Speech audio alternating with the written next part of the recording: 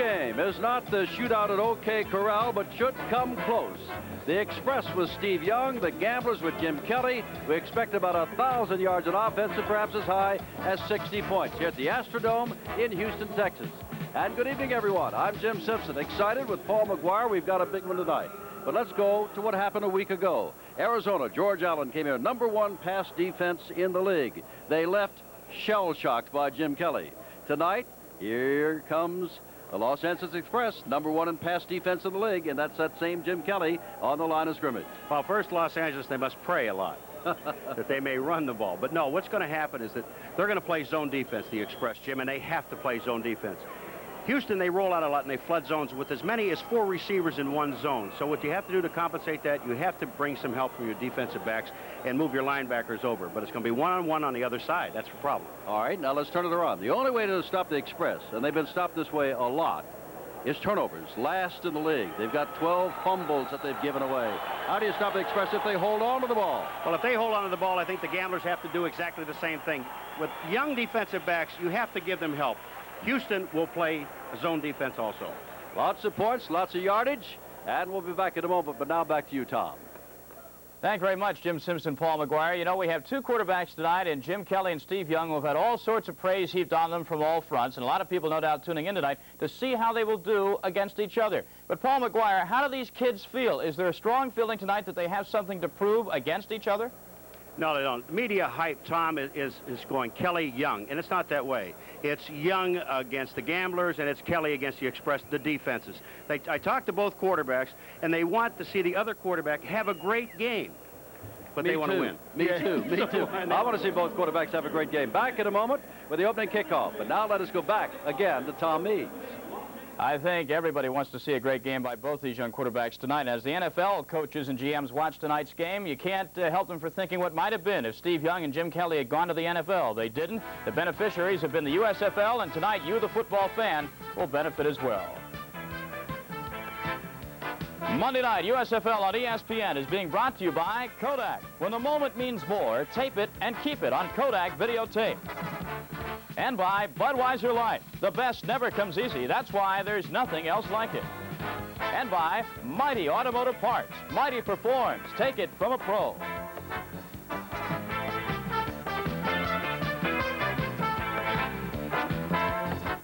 Six, 5, 4, 3, 2. You want to go to the moon? Do you want to go to the moon? Lift off. Why trust moments like these to anything else? Introducing Kodak Videotape. It captures the sights and sounds of every moment with color that's beautifully accurate, unmistakably Kodak. Beam me up, Mr. Spark. When the moment means more, tape it and keep it on Kodak Videotape. Give me a light. A Bud Light. If you just ask for a light beer, you never know what you'll get. And I'll have a light. A Bud Light. So if you want the less filling light beer with the first name and taste, don't just ask for a light beer. Give me a light. Ask them to bring out their best. Bud Light. Bud Light. Because everything else is just a light. We're just moments away from kickoff at the Astrodome, the long-awaited matchup, Jim Kelly, the Houston Gamblers, Steve Young, the LA Express. We spoke to both these young quarterbacks just moments ago and asked them what would be going through their minds as they line up tonight to face the other guy. You have nothing to prove to Jim Kelly, or he has nothing to prove to me. He has to prove it to my defense, and I have to prove it to his defense. So that's the name of the game, and we don't really get caught up, I don't, as far as the media, and I think it's the fans that really get into the rivalries and those kind of things. The players, they get out there, and I'm versus their defense, and that's the main thing. And I don't really, I hope Jim Kelly plays well. You enjoy watching a great quarterback play, so that's the way I approach it. For Jim Kelly, yes, for his defenses, do what he's supposed to do, take what they give us, don't try to go for the big one right away, and our receivers been catching the ball real well.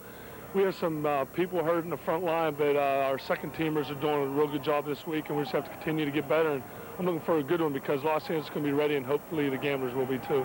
Well, there you've heard a few words from both of the main principals, Jim Kelly and Steve Young. Now let's take a look at some of the key players for both teams tonight. First of all, the visitors from Los Angeles, the LA Express with a record of 3-6. They need a win badly. Let's talk about Mel Gray. He's a rookie running back from Purdue. He had 107 yards rushing against Jacksonville in his best game of the year. A very explosive runner. However, he is prone to fumble now and then. The Express as a team lose the football an awful lot. But if Mel Gray hangs on, he can be a really decisive force for the Los Angeles Express and give them a great running game to go along with Steve Young's passing. That is JoJo Townsell, wide receiver, second-year man from UCLA, 6th in the Western Conference in receiving. And Steve Young, we spoke about him, the rookie from BYU, passed for over 300, ran for 120 last week against Chicago. For the Houston Gamblers, the home team, running back rookie Todd Fowler out of Stephen F. Austin. Now he's filling in for the injured Sam Harrell, who at one point led the USFL in touchdowns. Last week in a fill-in role, Todd Fowler accounted for 121 yards in all-purpose offense, so he didn't do badly. He's a key man tonight to run the football and also occasionally catch the pass. Ricky Sanders can catch the pass with the best of them, third leading receiver in the Western Conference. And let's not forget Jim Kelly, the rookie from Miami, who leads the Western Conference with 19 touchdown passes. Chuck Fusino leads the league with 21. Well, about all that can be said about this matchup has been said. So let's go to the Astrodome in Houston, Texas. The matchup between Houston and L.A. Steve Young and Jim Kelly. Here's Jim Simpson and Paul McGuire. Thank you, Tom. The Express have lost 4 of the last 5. They are 3-6 on the year. The Gamblers doing much better, thank you. They've won their last 3 in a row. They are 6-3 and very much in this race. Here's the toss of the coin. Ted Humphrey is the referee. The darker uniforms belong to Houston, the lighter to the Express.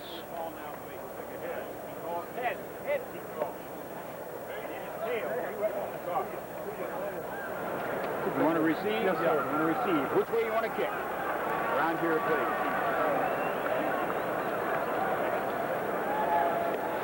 Gamblers have won the toss and will receive to open the game. Oh, we'll see fireworks from the beginning. But, Paul, you could have said the same thing had the Express won the toss and received. You would have seen fireworks from the beginning. It's interesting that the LA Express chose to kick into the air conditioning. John Hadel, the head coach, beleaguered head coach of the Express. You've read about problems with ownership, although ownership says those problems are over. Jack Pardee, no such problems. But you don't have problems when you won 3 in a row and are very much in the division race. They are members of the Central Division, and at the moment they are a game up, or half a game up over Michigan, as well as Oklahoma. L.A. has only beaten Oakland, San Antonio, and the exciting game that we did out in Los Angeles a couple of weeks ago, Memphis. To everybody else they've lost. That Chicago loss, they gave away 4 fumbles, all of which led to touchdowns. That's the last line on your screen there. On the other hand, the Houston Gamblers lost to Tampa Bay on a field goal. Then they won 3 in a row, lost 2 to Michigan and Oklahoma. And now they're on a roll with their biggest win over Arizona a week ago Saturday night right here, 37-24, when Jim Kelly just went absolutely wild. And so now, kicking off will be Tonys and Dejas. And the man who is deep is Clarence Verdun. He's in the middle. And this will be a short kick, and Verdun will take it at the 9. Verdun across the 20, great speed, breaks it to the outside, and across the 40-yard line. Steve Young. Well, watch as Jim Kelly brings his men on the field. Kelly, number 12. And he's got 2 slot backs, Ricky Sanders, 80, Richard Johnson, 22. 2 wide receivers, Gerald McNeil, 13, Greg Moser, 85. 1 running back, Todd Fowler, filling in for the injured Sam Harrell, who has 13 touchdowns but is on the bench injured.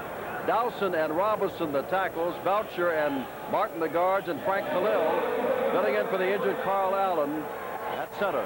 That is Johnson in motion. Kelly does what comes naturally, dumps the ball out of there, and out of the backfield comes number 80, Ricky Sanders, and Kevin Turner, starting for David Howard, makes the stop. In the white uniforms on defense, Fletcher Jenkins, George Achika, Charles Ussery, Eddie Weaver, your front 4. Danny Rich, 53, Howard Carson, he's the big man in the middle, 54. Kevin Turner made that tackle, 50. The linebackers, your corners, Wyman Henderson, 22, Tyrone Justin, 20, and your safeties, Dwight Drain, 33, and Aaron Mitchell, 34. And immediately we see that Ivan Lesnick has come out, and Achika is not going to play. Lesnick has just been activated. Johnson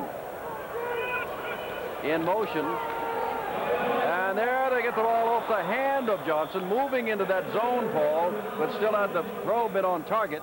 It would have been a completed pass and a big pickup. Jim Johnson, Richard Johnson, 22, went straight down the field, and he was wide open. Kelly knows it, too. You got to love Kelly's attitude. He's the kind of young man that's just having a great time, and he came to the USFL because he wanted to start and play. And the other thing about it is when he throws an incompletion or an interception, he knows that he can come back with a reception for 30 to 40 yards. Third down, 11. They have 4 wide receivers on the field almost every single play. Kelly with all the time in the world. And there's a good play by Darrell Patillo, coming out to break up the pass, intended for McNeil, number 13. And it's 4th down. Patillo, a nickelback, a rookie out of California State at Long Beach, breaks up the pass. Oh, McNeil, this talk about a great throw. This shows you what Kelly can do. Now, it's almost a drop back, but watch where he fires this ball. On the outside, away from Patillo, who is the defensive back, into McNeil's hands, so he can't intercept it. But they threw a flag on the play and said it is a first down, that he interfered, Patillo. So it is a first down inside the 45-yard line. Here's Kelly again. Hadn't completed one yet. Flag is down as Fowler goes straight ahead for a couple of yards. You're going to have motion on the Houston Gamblers. And we apologize for not picking up that flag. That flag was thrown. But I noticed it first when you were in the replay.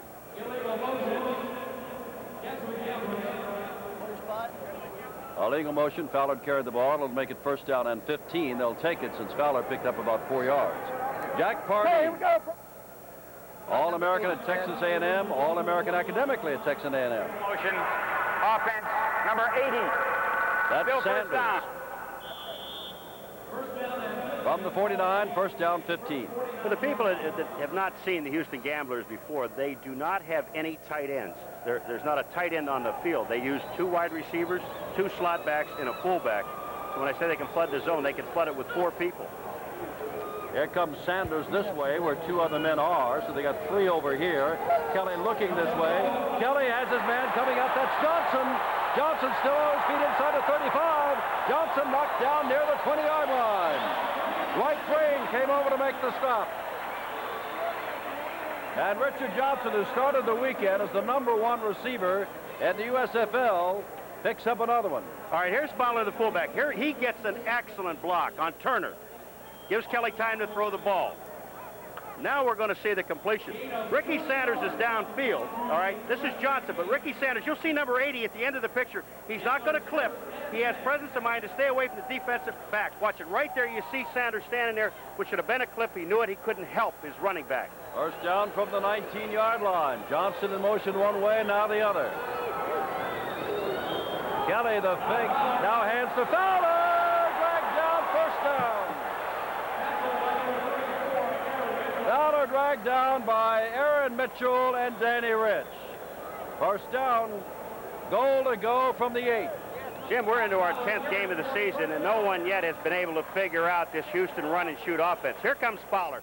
This is a draw play. Kelly goes back and hands it to him. Now, if Aaron Mitchell doesn't make the tackle here, it's a touchdown. You see Aaron Mitchell there? Dawson, number 72. If he picks up Aaron Mitchell, Fowler goes right into the end zone. Well, Paul, as you know, the Gamblers have been averaging better than 400 yards a game and better than 32 points a game, nearly 33. So when they get the ball, look out. They're going to score most of the time.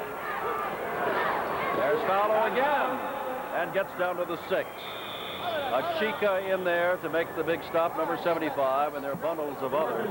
But this drive began after the good Verdun run back to the 43-yard line at the 43 of Houston. And now it is at the, well, mark it at the 7. So just give Fowler a 1-yard pickup. Second down and 7. Is it redundant to say that Houston is in a passing situation? They're always in a passing situation. Now it's second down and goal to go. From the 7-yard line, you know they're going to roll and throw. Amazing thing to me is Fowler's carried the ball 3 times tonight, one of which was called back because of a penalty. That's a high amount of running for Houston.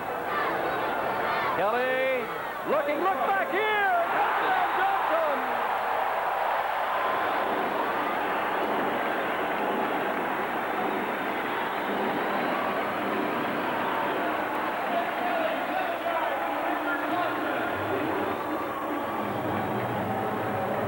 Richard Johnson went down and went clear across the field.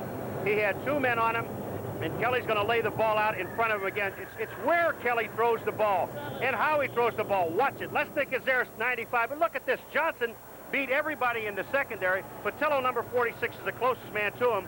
But when you throw the ball out in front of the man, you should be able to catch it. 67-yard drive. The last 7 to Johnson. Tony Friction to add the extra point, and does. 11:39 left. Early in the first quarter, early in the game, Johnson has caught yet another touchdown pass. His 8th. Hadel's team is now about to come on the field and see what they can do. It's 7-0 Houston, and we'll come back. Ford Escort. It's engineered with 4-wheel independent suspension for a smoother ride than this Japanese import. It's engineered with more passenger room than this Japanese import. Plus, Escort has more standard features than this Japanese import. And now with the new available 2-liter diesel engine, Ford Escort is engineered for better mileage ratings than this Japanese import. Have you driven the best-built American cars? Have you driven a Ford lately? I want to tell you something you know nothing about. Mighty Auto Parts. Across the country, pros like Joe have been using Mighty for 20 years. Good stuff. Yet nobody knows the Mighty name. What? What do you mean nobody knows the Mighty? I know them. Yeah, but Mighty isn't sold to the public. Don't have to be. I'm sold. Oh, so I guess you can tell everybody how good Mighty parts are. When a car leaves here, it tilts. Mighty performs. Take it from a pro.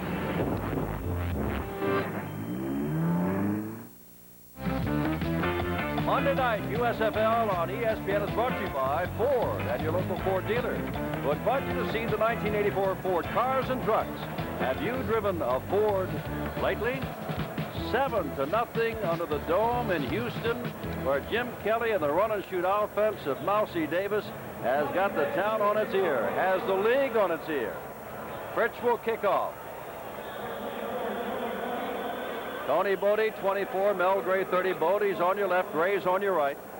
Let's see what Steve Young can do. They kick the ball along the ground. It'll be picked up by Gray. If he can pick it up, he does it to 15. And whoops, still on his feet and gets up to the 25 and nearly lost the ball, and a flag goes down. Well, there's going to be a clipping call, but we have the replay of the touchdown, and Todd Fowler, here's the fullback. Not only does he run with the ball, but he blocks so well in the backfield. Here comes Fowler. His job is to stay in front of Kelly and make sure that he gets the block. There's Fowler's block, number 46. Now we'll watch Mr. Kelly in action and what he does so very well. Watch him find his receiver, Richard Johnson, coming across the middle. He goes step back, and he's throwing this ball going away, lays it out front. Lesnick, number 95, is there, but it made no difference. And now Chet Humphrey steps off the illegal block. Illegal block during the return. Receiving team, number 52. That's John Pruitt, a reserve linebacker. That's Jim Kelly. Hello to you, one of 6 boys. Mom had her hands full, I'll tell you. The ball at the 15-yard line. First down, Steve Young gets his hands on the ball for the first time. We'll give you the rest of the lineup in a moment. Young on the pitch back to Kevin Nelson. Nelson gets across the 15. All right. Steve Young, number 8. Kevin Nelson, the fullback, number 3. The halfback was really a flanker or wide receiver, Dave Hersey, 81. Jojo Tonzel, his favorite receiver, 1 wide receiver, 26. Freddie Scott with the Lions and Colts for 10 years. First game, number 87, the other wide receiver. Mike Sherrard, the tight end, 86. Rookie Zimmerman, veteran Hart, the tackles. Jones and Durrett, the guards, and rookie Mike Ruther out of Texas at center. Second down, 7 to go. That is Freddie Scott in motion. Young, the left-hander, dumps it across the middle, and it's caught across the middle by number 87, Freddie Scott. First time he's been thrown to at the USFL, and this medical student out of the University of Michigan, a 10-year veteran in the NFL, makes the catch. Well, we talked about defense, Jim, at the beginning of the show, and we're not seeing very much of it right now by either team. Of course, Houston's just been on for a couple of plays, but, you know, when you're talking about 60 points in the game and 1,000 yards, this may happen before half. Cleveland Crosby, Tony Fitzpatrick, Hosea Taylor, Brad Anai, the front 4, Andy Hawkins, Kiki Diala, and Eric Scoggins. Your linebackers, and I'll give the rest to you in a moment. Jojo Tonzel in motion. There goes Kevin Nelson following a block of Tonzel, and he's dragged down across the way. Mike Mitchell, 35, made the tackle. He's a left corner. Will Lewis, 24, the right corner. Calvin Eason, 34, and Hollis Hall, 25, your safeties. By the way, Eric Scoggins, number 55, who will play the right-sided linebacker, started every game for the Express in 1983 and was one of the team captains. Now, for the first time, he's going against his old teammates. Second down, 7 to go, the ball at the 44-yard line. John Adel said one of the best ways for them to stay into this ball game is to make sure that they can get their running game going. But I think they're just going to be in the same position as Houston. They're going to have to throw the ball. That's Hersey, the man in motion. Kevin Nelson running with the football again. Nelson slips a couple of tackles and has the first down. Out across midfield. The man who finally tripped him up again was Mike Mitchell, number 35. I tell you what, they won't rewrite the defensive books over this game, at least so far. All right, here comes Andy Hawkins is going to get blocked down inside. And he's the man that's got to force the play. Hersey is the man that blocked him. When the linebacker gets caught at the inside, he opens up the gap. But Nelson, let's give him credit because he ran very well with the ball. He was hit in the backfield. Steve Young with better than 400 yards himself last week, including 120 rushing the ball. On first down, stands in there, gets the ball, has his man wide open. Tanzel is now again Mitchell making the stop. First down, 30-yard line. And as they went 53 yards, the Gamblers, so now this ball was put into play by the Express, and they moved from the 15 to the 30-yard line of Houston. Jim, what makes the play work, first of all pass plays, you have to have the protection. Here's JoJo Tanzel. Now he's coming downfield. Number 35, Mike Mitchell, is supposed to take him short, bump him. But just take a look. There's nobody around. You don't see a black jersey until after he catches the football. And that's too late. But again, when you have good pass protection, you should be able to complete the pass. Hersey in motion, and Kevin Nelson straight ahead, and a good play at the line of scrimmage by number 93, Hosea Taylor, who last week against Arizona had a couple of outstanding hits, but also a couple of roughing the passer calls.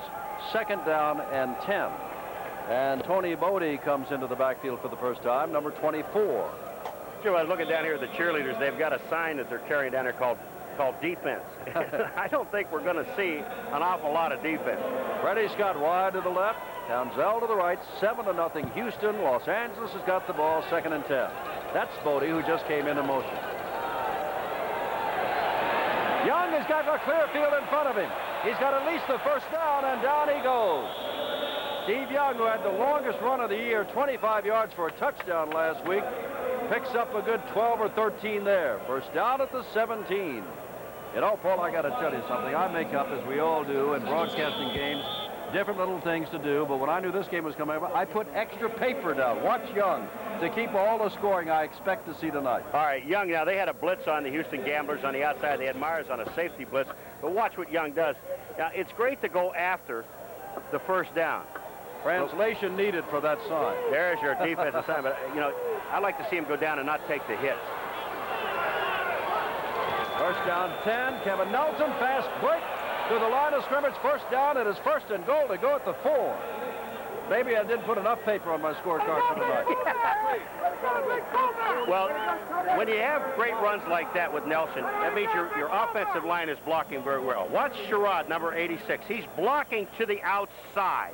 And when you block this Cleveland Crosby, the play was actually run inside. But just take a look at what the offensive line does. Tony Bodie gets a sensational block up the middle, and then Nelson reaches the 5-yard line. Another first down, first and 5. Rod, the tight end on the left. Long, the tight end on the right. Hersey in motion. And this is Kevin Nelson. Blockers in front of him. Cuts inside. And is dragged down by number 93, Hosea Taylor. Boy, he moved over there. I was looking for a defensive back, but that was Taylor moving very fast. He is a third-year man out of the University of Houston, who most recently played for the Indianapolis Colts when they're back home in Baltimore. Second down and goal to go in this 7-0 game. When you look at Hosea Taylor, it's just absolutely amazing, Jim. Here is a man that's 6'4", 270 pounds, and look at his waist. It can't be more than a 38-inch waist. Mel Gray is coming to the backfield, and there's Young rolling out, trying to get away from one man. Goes into the end zone and almost caught in the end zone by Mike Sherrod right at the end zone line. Would have been an outstanding catch. It's 3rd down and 4. He had his tight end, Mike Sherrod, open. Mike Mitchell was there, but Sherrod has the ball. Now, this is a bootleg pass with Young. He's a left-handed quarterback. He's rolling to his left. He waited just a little bit too long on this play. Now, watch Sherrod. He goes out. He's going to be working on Mitchell. He's already behind Mitchell, and it's wide open right here. Well, watch where the ball hits. In his hands, off his shoulder, and he dropped the football. Mitchell caught up to it. They're doing a good job there. Here's Enzo, touchdown. Look at that. That is Bodie. And Tony Bodie has his first touchdown of this year. 4-yard pass, and they move this drive 85 yards and are now looking to tie the score. The left-handed quarterback throwing to his right. Watch Young hit Tony Bodie. Hollis Hall, 25, trying to cover. But look, again, when you watch these quarterbacks and you watch where the players catch the ball, look where the ball is thrown. To the outside, away from the defensive men. And now coming on, Tony Zendejas, who had the extra point. And we have a tie ball game, and nobody has stopped anybody all night long. 5:39 to go. A flag has been thrown on the extra point. And it is going to be against Houston, so they will assess that on the ensuing kickoff.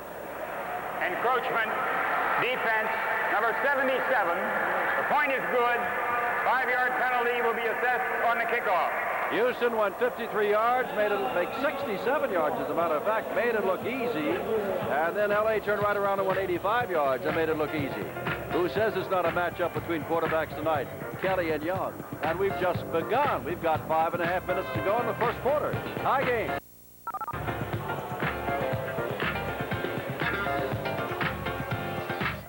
Thursday, ESPN Sports Lineup is numero uno. Take a look back to Roger Bannister's remarkable run that set a track and field milestone. After SportsCenter, travel in the fast lane with our auto racing experts on Speed Week. Join the pack at the track for all the latest race results. Then we'll put you ringside for live top-ranked boxing from Atlantic City. Heavyweight hometown slugger James Broad battles knockout king Franco Thomas. ESPN's the place to be Thursday. Dare to compare. Watch how the Texas Instruments professional computer makes software perform even better than the IBM PC. Look. Same software titles, but TI displays more information with a sharper picture and twice the colors. TI even displays data faster. See your dealer for the Texas Instruments professional computer. TI makes the best software perform even better.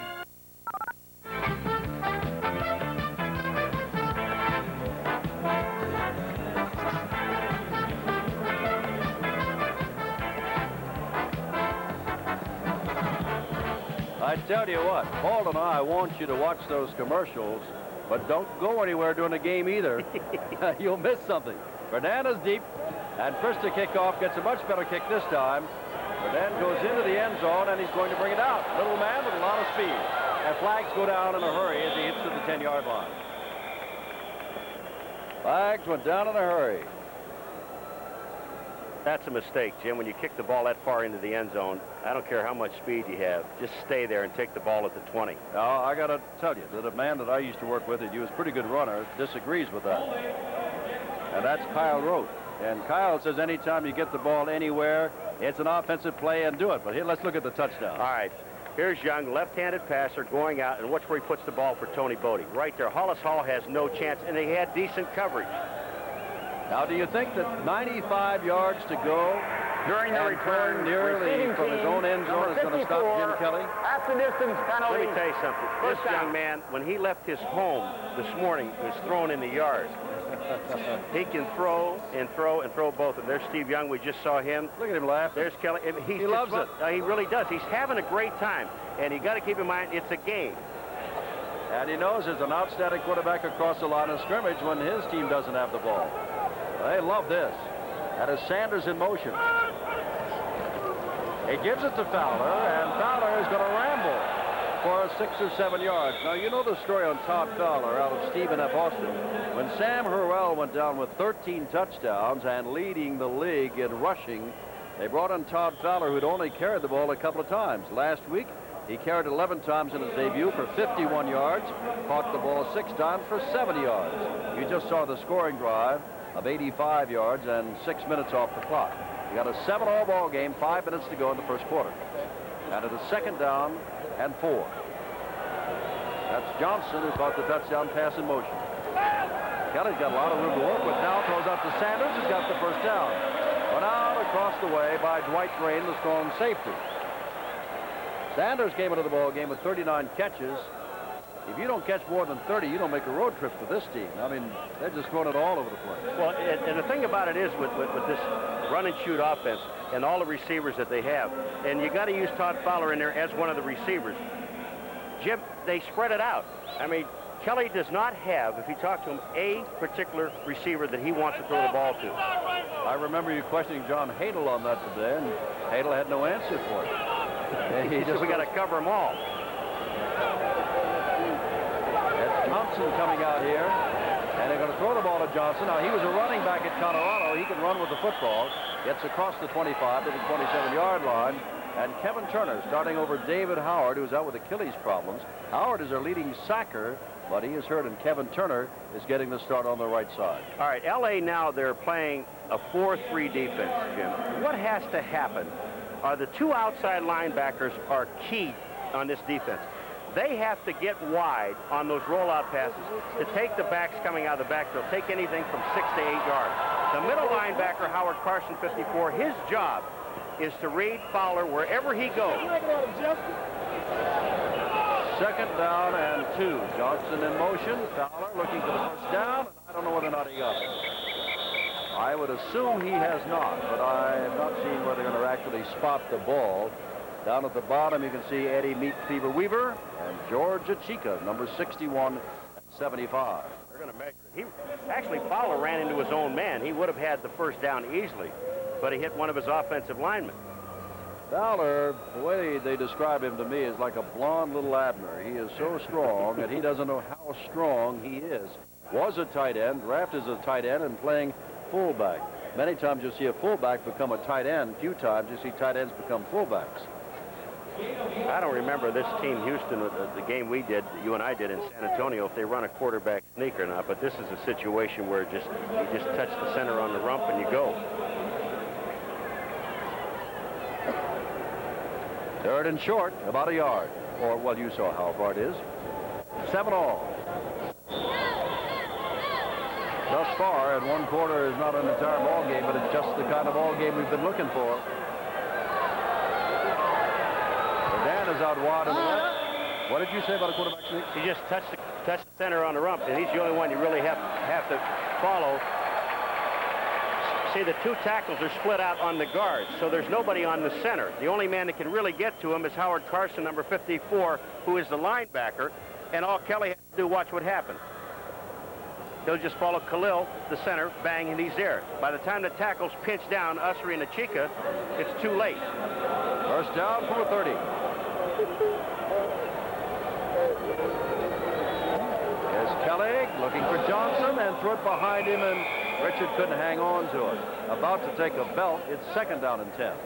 Well, he was looking for the quick pop to Verdun, number 89, running straight up the field.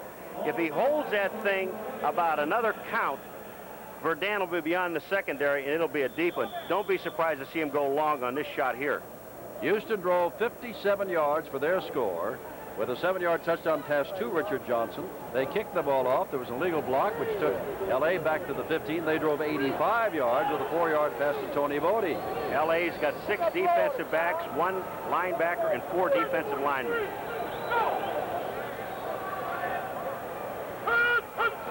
Second down 10. There's the handoff to Sanders. Sanders is going to get the first down. Sanders carries the ball for only the 8th time this year. Picks up the first down at the 41. Our own Justin knocked him down. You call this an underneath reverse coming back? Watch Kelly. He's going to roll to his right and hand the ball back to Sanders coming back this way. He makes one quick move by West, number 47. Once he does that, he's into the secondary and picks up a first down. That's a pretty play. Gary Argovitz, the president, team owner, one-time agent. First down. Kelly with time, and down the middle he goes for Sanders, and it can't find him. And Kelly figured, I had him. He had the back split. That was a touchdown. I overthrew him. I told you, he was going to throw that play to Verdun on this side 2 plays ago, and this time he's got Sanders going right down the seam. Watch what happens. No hesitation. Once he's there, he's beyond the secondary now. Sanders is there. Now he's just trying to catch up with the football. Can't do it. Had he gone full blast from the line of scrimmage, the ball would have been right on target. Second down and 10 from the 41 of Houston. 2:52 left in this exciting first quarter. It's a tie ball game. McNeil to the left, and Scott McGee has come in, number 88, and he's all the way across the field on the right side. Kelly, look out, and down he goes. Looked like Lee Williams is the man who got him, number 73. And it is going to be third and long. Nobody has been stopped yet. Jim, you have to be very, very careful with both of these quarterbacks because they both can throw long so well. Their arms are very, very strong. Kelly, we saw him in a game against San Antonio rolling to his left as a right-handed quarterback on the sideline, throw the ball to the other side of the field, which is 53 yards wide and 20 yards downfield, and hit his back right in the gut with the ball, so he can throw. A man wide now are Moser and McNeil. This is third and long, better than 10. A screen pass, set up there to Fowler. Flag goes down, Fowler goes down. Shy of the first down, but flags are everywhere at the 42. And Kelly is now picking himself up off the ground, but he's okay. It's got to be against Houston, whether it's a legal man downfield. That's what it is. And loss of down. We're going to see a punt, which is amazing. You know, someone asked John Hadel last week, and when the blitz blitzed them, and they Express had lost 4 fumbles, all of which led to scores. He said, well, did we even punt today? And I said, you not only punted today, but Donnell Daniel returned it 72 yards for a touchdown, Coach. He said, oh, yeah. Everything had gone wrong for John Hadel that day.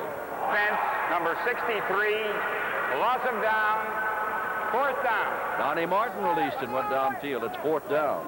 And Dale Walters is in to kick the ball away. With Dwayne Gunn, who's got blazing speed, about 4'4".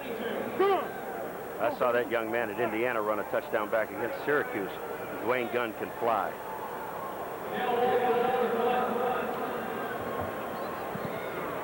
High. Fair catch. Fair catch back at the 27-yard line. First down there. Punt of the ball game. And what do you know? They've been stopped. It's 7-all late in the first quarter.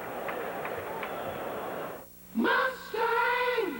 Mustang convertible. Feel the wind! Touch the sky! A convertible makes it fun, but only Ford makes it Mustang. There's more where that came from. The handling and performance of Mustang GT, or the sophisticated technology of Mustang SVO. Decisions, decisions, decisions. Mustang! Have you driven the best-built American cars? Has he driven a Ford lately? Come on, move it, Cat. When I work out, I love to sweat. Okay. It's how I get the edge. But afterwards, I want to feel dry. So Speed Stick Antiperspirant gives me an edge, too. Speed Stick's the wide stick. It goes on dry. For man-sized protection in just a few strokes. Whatever game you're in, get the edge. Let the wide stick give you the edge. Speed Stick Super Dry Antiperspirant. By Menon. Saturday, catch the battle for Florida football bragging rights. USFL archfoes Tampa Bay and Jacksonville dig in for a win. Live Saturday.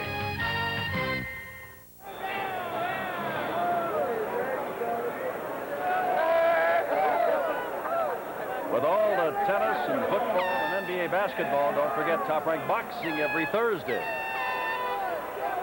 First down, 27-yard line. Young comes out throwing and puts it up here for Bodie, and it is almost intercepted by number 35, Mike Mitchell, the rookie out of Howard Payne, who is probably the fastest man in either secondary out on the field tonight. Mike Mitchell just made a one-handed grab at it. This ball was intended for Tony Bodie all the way. Young just trying to lay it out over the defensive secondary, and Mike Mitchell made a great play because he was covering on the outside and then moved back in to help out on the inside. You can see the Express without Young, what they were doing on your left and what they have done since he joined the team on your right. And look, they've doubled the point output. That's Freddie Scott in motion. The ball is put out here for Freddie Scott. He can't hang on to it. Holding with him was Will Lewis, former Seattle Seahawk, Kansas City Chief, number 24. And now, maybe the Express will stall on offense. It is 3rd and 10. Weren't we under the impression that the Los Angeles Express were going to try to get their running game intact? What'd you say? Yeah. The first 2 plays in the second possession are passing plays, and you know now that they've got to, well, they may run a screen here at a little draw play. Aaron Long is in. Freddie Scott comes out wide to the right. Jojo Tanzel goes to the left. Malcolm Moore is in, flank to the right, and it's a shotgun for the first time tonight for either team. Across the middle, it is caught, and it's not going to be enough. It looks like Malcolm Moore picking it up. And Moore, the rookie out of USC, does not get the first down, and now Jeff Partridge will have to kick it away. And we'll tell you again that Donnell Daniel returned a punt against the Express for 72 yards last week. There is Sanders going deep.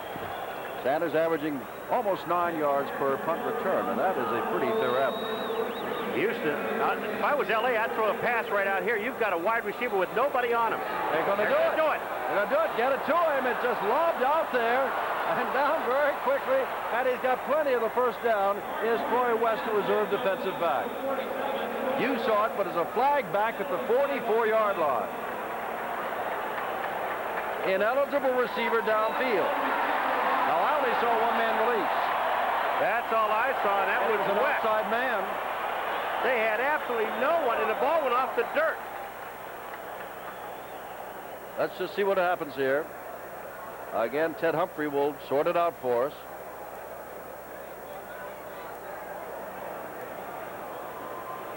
Now, wait a minute. That's a loss of down.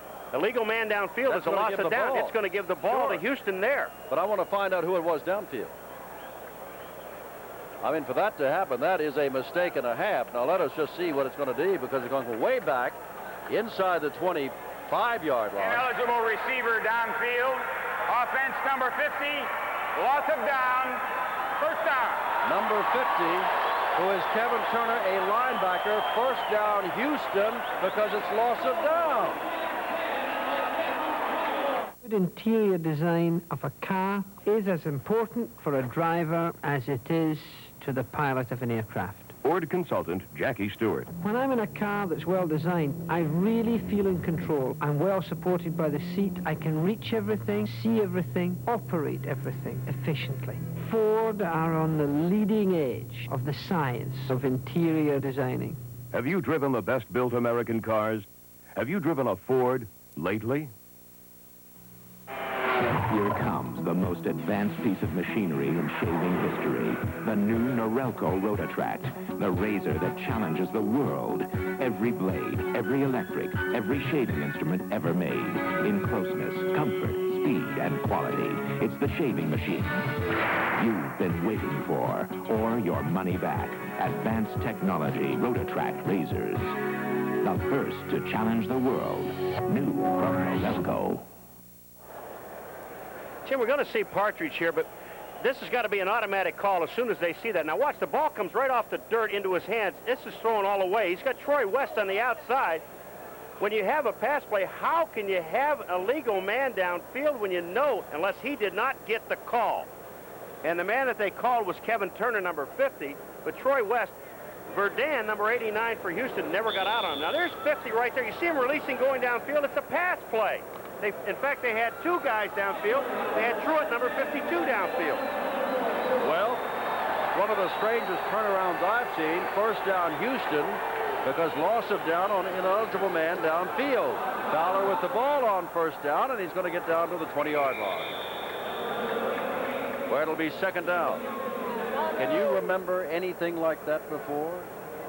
On a punt, you try to throw it. Ineligible receiver, loss of down, turn the ball over deep in your own territory. Jim, again, I have to believe that that play was called after they had lined up, when they saw West standing out there by himself. The up-back might have made the call, and what happens is the offensive line, and those were linebackers that were downfield, did not get the call. Second down in a 7-7 ball game, running out of time in the first quarter. Richard Johnson turns downfield, gets the ball short, and unable to go anywhere with it is Ricky Sanders. And it's third down. Ricky Sanders hit the, what would that be, third base? That would be third base, but right now that gun is the end of the quarter. 7-all. Come back, it's a big one. Today's cars do things yesterday's cars didn't. Please fasten seatbelt. Their smaller, higher revving engines can break down an oil's viscosity within 1,500 miles. The tests show Castrol suffers no significant breakdown of viscosity even after 5,000 miles. So listen to your car. Exceeding recommended RPM. It may be telling you something. Castrol, engineered for smaller cars. Want to add more miles to your Advantage program without ever taking a plane? It's easy. All you have to do is rent from Avis, because Avis rentals are now worth 500 more miles to your Advantage account. 500 free miles. And you don't even have to fly to earn them. Just give your Advantage number when you rent from Avis. Think how quickly all your Advantage miles will add up, and how much faster they'll help you reach your rewards levels, especially if you rent frequently. Renting from Avis offers you other advantages, too, like new weekly Avis Super Value rates that'll save you money all across the United States. There's also Avis Rapid Return, the fastest way in the world to return your car and get a receipt without going to the rental counter. No one else gives you the advantages Avis does. So get your vacation plans off the ground faster than you expected. Always rent from Avis. It can be 500 miles to your advantage when you do. Hi, I'm Lee Iacocca. My parents, and maybe yours, were among the millions who passed through Ellis Island on their way to a better life. Ellis Island and the Statue of Liberty offered the promise of freedom. They are symbols of what this country stands for. But now they need our help. The USFL is making a donation for every ticket they sell to help restore this beloved national monument. It's a generous start, but we need your help, too. Won't you contribute to this noble cause? Thank you.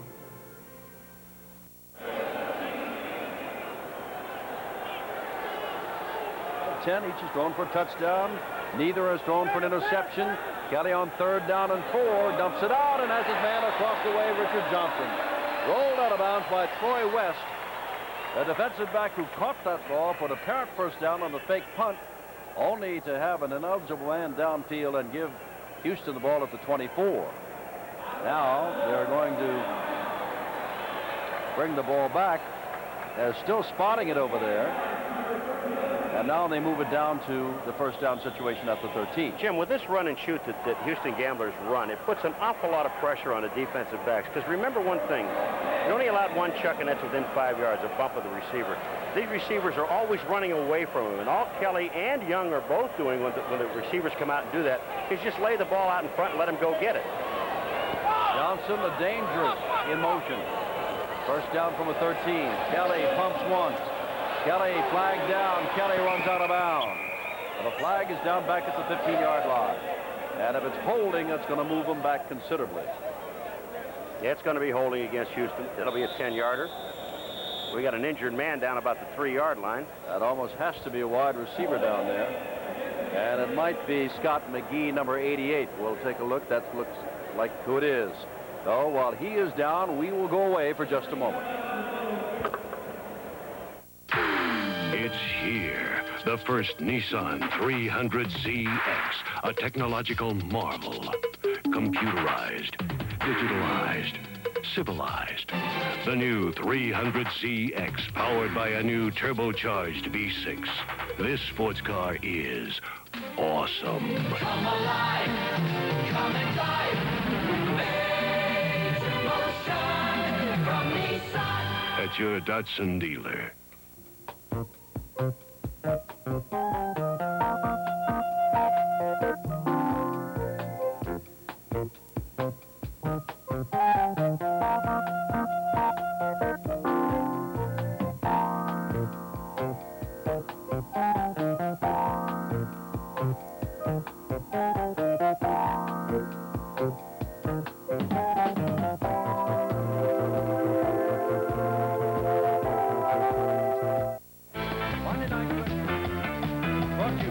Nissan, builders of high mileage, high quality cars and trucks for 50 years. Available at your Datsun dealer. And now Paul McGuire and I would like to echo the words of Bill Grimes, the president of ESPN, when he expressed his delight today that ESPN has been totally purchased by ABC Video Enterprises, which is a totally owned subsidiary of the American Broadcasting Company. In other words, ABC now owns ESPN. And Paul, I was thinking, when I first went with, that's Scott McGee going off the field, when I first went with ABC in 1960, it was to do something called the American Football League, which you can remember. And 23 years ago, this past weekend, I was in Des Moines, Iowa, for the Drake Relays, which, along with the Penn Relays, was the first ever broadcast of a show called Wide World of Sports. So we both go back to 1960. I go back with Wide World of Sports after that. But here we are, full cycle again. You are playing for ABC, and in a sense, you're still playing for ABC. We are delighted. Well, what is it? Is that, what's that saying? What comes around goes around? Is that it? Whatever. But we're back. Little to reflect there as far as time of possession is concerned, or yardage gained. It's an even Steven ball game with a big mistake thus far. The ineligible man downfield that gave Houston perfect field position at the 24, but now they're faced with a 1st and 20 at the 23. Close to 200 yards in total offense in the first quarter. Only 12 seconds have gone by in the second quarter. McNeil goes to the left. Moser replaces McGee on the right, although they alternate all the time. Sanders, the man in motion.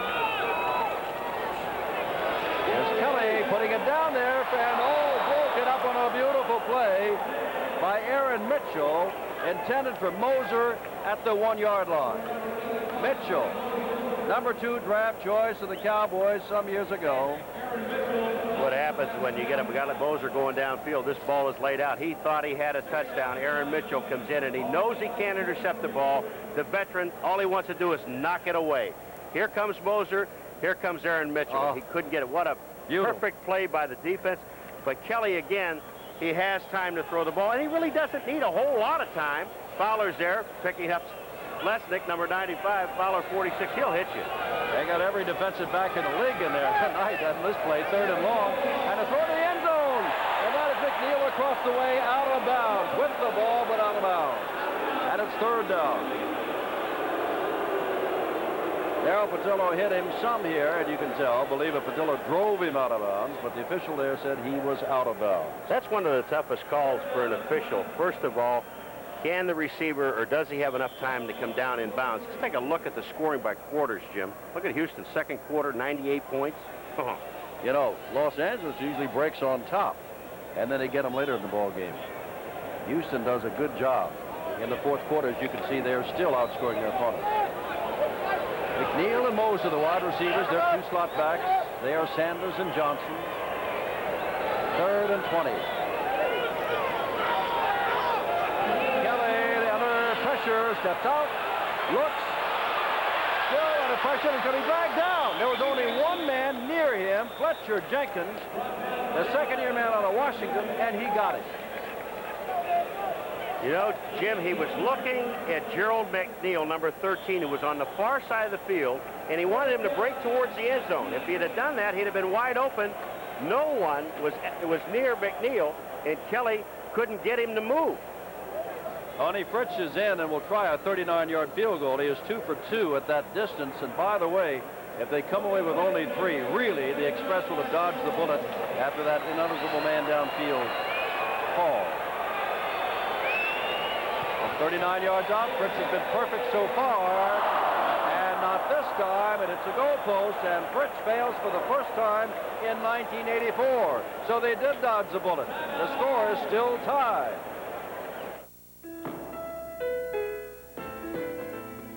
Hey, Jim. Ready to go a couple rounds, ready? Yeah. Hey, Champ. How's everything? Ready to go? Hear you good. I hear the same about you. Gotta reach deep inside. Bring out your best. The best. It has a taste all its own. You get your chance, enjoy it. Hey, little guy, let's you and me watch a movie, get cuddly. We'll bring along the cookie jar. Won't tell anybody where we are. There's no place like HBO. We'll make your spirit shine, your evenings glow. What a feeling. Oh, what a show. There's no place like HBO. Steve Young, formerly of BYU, the $40 million man. What did he do last week? That is not a misprint. 120 yards rushing, 302 yards passing. He's the only player to have 100 yards rushing and 300 yards passing in one game. Now, others have done it, but not in the same game, and sometimes not even in the same season. Now, that is the first in professional football. Bodie, the man in motion. They're using him a lot more tonight. Kevin Nelson's been right. Oh, that's Mel Gray. Mel Gray across the 25 to about the 28-yard line. He picks up 6 at 2nd down and 4 with Eric Scoggins, his former teammate, holding on. Now, here are the other players that have had 100 yards rushing and 300 yards passing in their careers, but not in the same game. Virgil Carter, Cecil Isbell, Jack Concannon, Steve Grogan, and Billy Kilmer. Matter of fact, Kilmer, as a tailback with the 49ers, had more than one 100-yard rushing day. But 100 plus over 300 yards passing in the same game, that's Townsell in motion. And again, Gray, and Gray's got the first down. Quick man, this rookie out of Purdue. He is playing the fullback role. Nelson is a little bit bigger at 191. Gray weighs only 175. But like Houston, the Express run very little. And when they do it on quickness. First down, mark the ball at the 34. Well, the last series of downs, the LA Express came out and threw the ball 4 times, because the punter threw the ball. This time they came back. This is their 3rd possession, 2 runs in a row. I was talking about 60 points. There were 14 in a hurry. Bodie's back in there. Young's going to throw. Is he? Looking to, gets it away, and the ball is caught, tipped, and Carr catches it. Loretta Scott, Freddie Scott. At the 45-yard line, Diallo got his hands up, and it came down to Freddie Scott. But you may not have heard me say that Scott is in med school. He certainly is in medical school. He is an outstanding student and a good pass catcher. Well, take a look. But look at the protection. Now, that's Zimmerman, number 56. He gets a great job. Take a look at it. Fitzpatrick, 62, is trying to rush. The center kind of just pulls off and waits. Now, here comes Young. And watch this ball. It's going to be tipped by Kiki Diallo and up right into the hands of Freddie Scott. And Kiki just shook his head. He said, what do I have to do? 7 all, 11:28 to go in the first half. Townsell in motion, first down at the 50. As is Kevin Nelson. Nelson's dragged down, all good play by Kiki Diallo. Well, since he couldn't intercept the ball, he makes the tackle. He was the first man signed to a contract by the Gamblers, small for middle linebacker at 226. But at Texas, he did it all, and he's their leading tackler here. Well, I talked to Kiki before the game, and he was telling me that they used to run the 3-4 defense, and he was one of the inside middle linebackers, and now he's the middle linebacker by his lonesome. His job, basically, is to key the single back in the backfield, which is Nelson. He goes everywhere Nelson goes. Bodie, the man in motion. Young, here's Nelson. Nelson tries to run over a few people. Those 191 pounds and gets down to the 44-yard line. Hollis Hall gets credit for the tackle at the 44. It is 3rd and 4. You know, it's one of those games when you do it, you're waiting all week long for the game to come, and you know that it's going to be an explosion. It kind of cooled down a little bit. But all of a sudden, you just have the feeling when Houston gets the ball, LA has the ball, that the big plays are always there. Hersey and Scott to the right. Townsell going over to the right. They're going to flood that right side. So Young will can't get it away. Flag down. That is Tommy Myers, a former New Orleans Saint, 10-year veteran, who blitzed from his free safety spot. Well, James, Houston Gamblers do it. In order to get to Young, you're going to have to blitz him. And watch his right-hand side, the top side. Now, his back is to Myers. Here comes Myers. He sees him at the last second. He's got to tuck the ball back in. Cannot get away from Tommy Myers, and down he goes. And now Partridge standing at his 30. Sanders, the deep man, back at the 16. There will not be a fake punt here.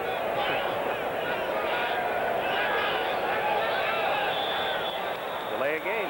Delay of game. They ran it down. You wonder about that because it wasn't like they're trying to blow anybody off sides. Would have done them no good at all. Well, what happens, LA Express on their punt team, their up back, I believe, calls the signals. And when he saw the Houston Gamblers faking a blitz coming up in there, they really have to get everybody to call out a man, Jim. Along the line, they'll point to the man. I got this man. There's no secret in it. I'm blocking here, I'm blocking here. Everybody points to whatever they're going to do. They just didn't punt past them. That's right.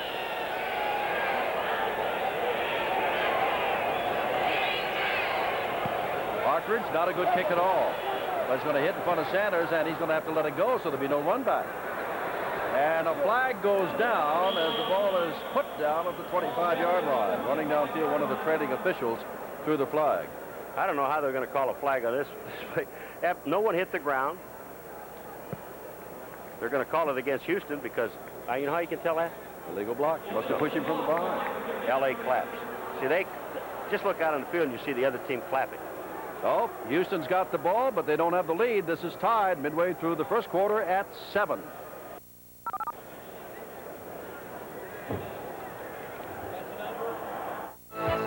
Saturday night, the Tampa Bay Bandits have an intrastate date with Jacksonville. Quarterback John Reeves may have a trick up his sleeve when he faces a bullish defense. You get the decision in the Southern Division, live Saturday on your source for sports. Sports Center Plus, now each night on ESPN. When sports news breaks, we break in. You're never more than minutes away from all the latest on your source for sports. Thursday, ESPN Sports Lineup is numero uno. Take a look back to Roger Bannister's remarkable run that set a track and field milestone. After Sports Center, travel in the fast lane with our auto racing experts on Speed Week. Join the pack at the track for all the latest race results. Then we'll put you ringside for live top-ranked boxing from Atlantic City. Heavyweight hometown slugger James Broad battles knockout king Franco Thomas. ESPN's the place to be Thursday.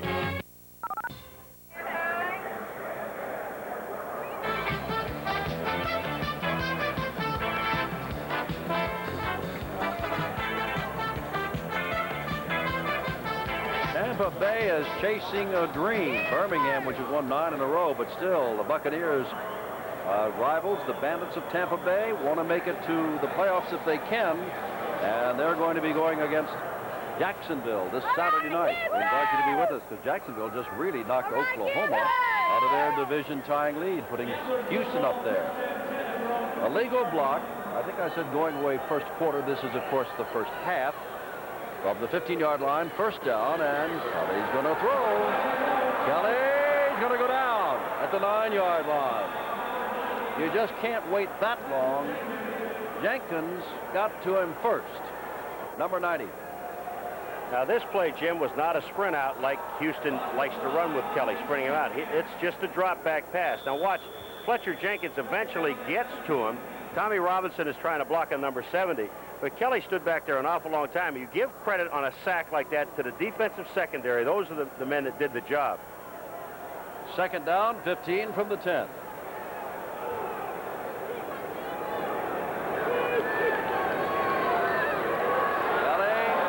across the middle, and this one is caught by McNeil, and McNeil is wrestled down by number 46, Gerald Patillo, the 5th defensive back.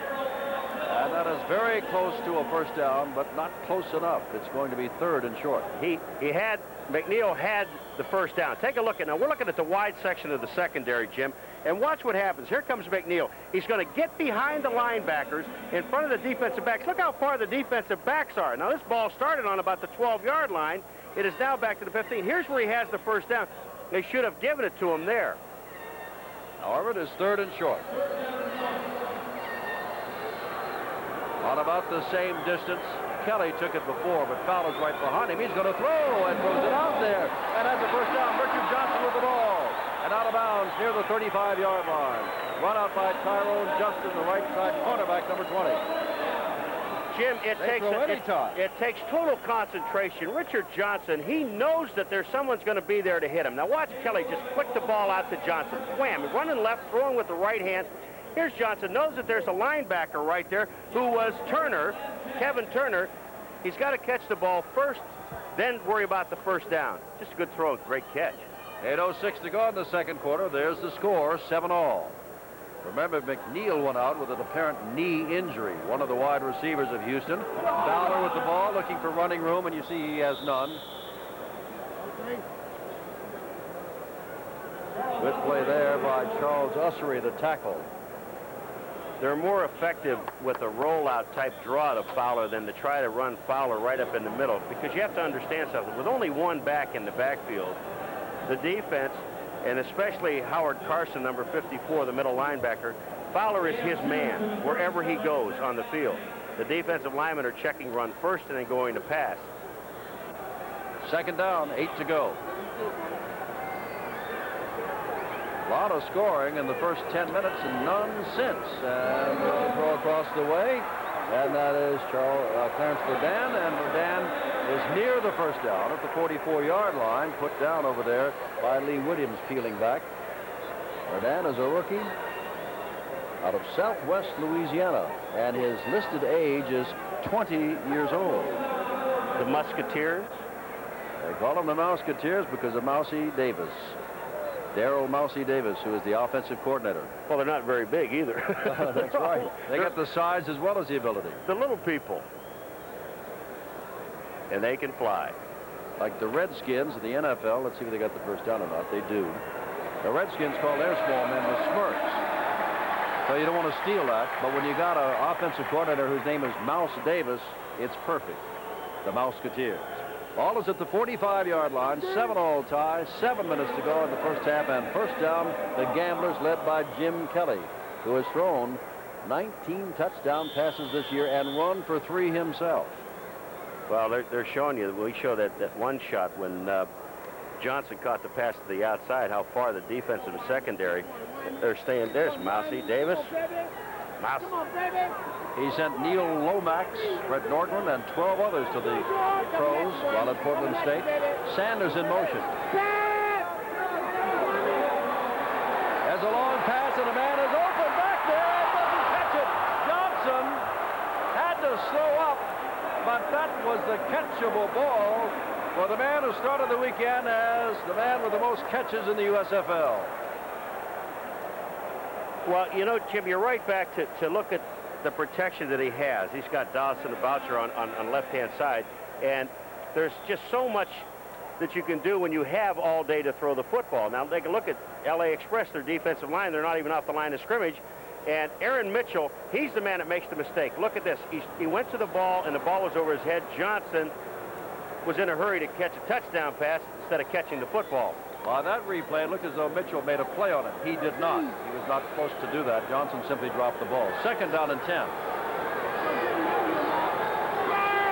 Now they fire across the ball. That is McNeil, and he's got about 9 yards. Paul has it second and 1. Let's get back, or third and 1. Let's get back to the subject that Johnson last week broke straight down the middle against Arizona, the #1 pass defense. We talked to John Hadle. He said, well, they were playing man, etc. We're going to play the zone and double up, etc. And Johnson was flying right down the middle by himself again. Well, you saw it when you made a great point about Aaron Mitchell. On the replay, it looked like he was close to the ball, but he really was not. The thing about it is Aaron Mitchell is playing, number 34, is playing free safety in this situation, and he's trying to help out on anything deep so that they can't get that play down the middle. There goes Kelly, but my point is Arizona went man-to-man. Johnson goes down the middle. The Express say that'll never happen to us. We're going to play zone, and he still gets free down. He got down because Aaron Mitchell did make a mistake in this coverage. He was supposed to be over on that side helping out Jim. He just never got there, but we got to give credit to Richard Johnson's speed. If you take a look at LA's secondary, what they're doing, the cornermen and the safeties, Aaron Mitchell's lining off the ball almost 20 yards. He's not going to be effective against the run, but he may be able to help out on the pass. LA is #1 in pass defense, as we told you. There's Johnson coming this way. He does a lot of running in this ball game. First down, Kelly goes for Johnson again, and it's going to be picked off, intercepted. And look who got it. The man who did not make the good play before, playing free safety. Aaron Mitchell comes back across the 25-yard line with his second interception of the year, and a flag goes down at the end of the play. Kelly is intercepted for the 15th time this year. He laid that up in a lot of traffic.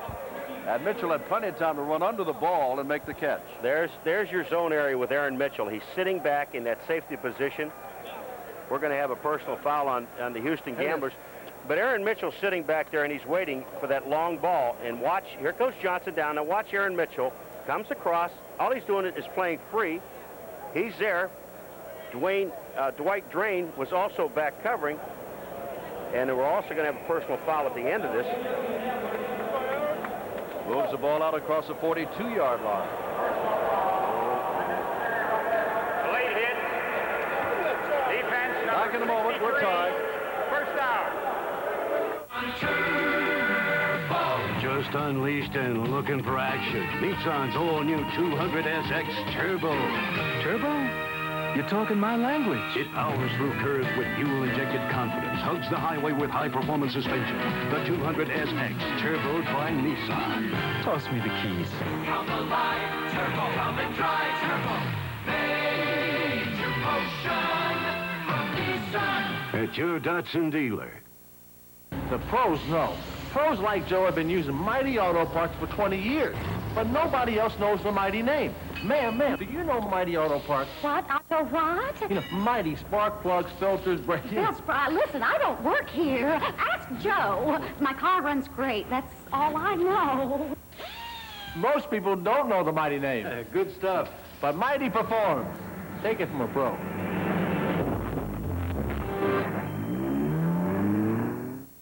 Thursday, the heavyweights highlight our top-ranked card. James Broad and Franco Thomas slug it out in Atlantic City live Thursday on ESPN. Derby Day this weekend, and we've got all the races leading up to it here on ESPN. Aaron Mitchell playing center field, and he's reading Kelly's eyes. Now watch Aaron Mitchell come into your picture right there. There's too many people on Johnson. Now, what's going to happen is Donnie Martin at the end of the play, number 63, the offensive right guard. You're going to watch him spearing right here. Boom. And that takes the ball to the 42-yard line. 7-all, 5:02 to go in the first half. Ball at the L.A. 42-yard line. They've had an interception. They usually give up the ball. Houston wasted a golden opportunity when they got the ball free of charge at the 24-yard line on an odd punting play, with the punt never taking place. Here's Kevin Nelson's going to throw the ball and get out to Bodie, and Bodie's out of bounds when he caught the ball. Not when his feet came down, that too, but he was out of bounds when he caught the ball, second down. All right, Jim, let's just analyze this play for a second. First of all, Kevin Nelson is right-handed. And he's not a great thrower, by all means. You've got him running to his left.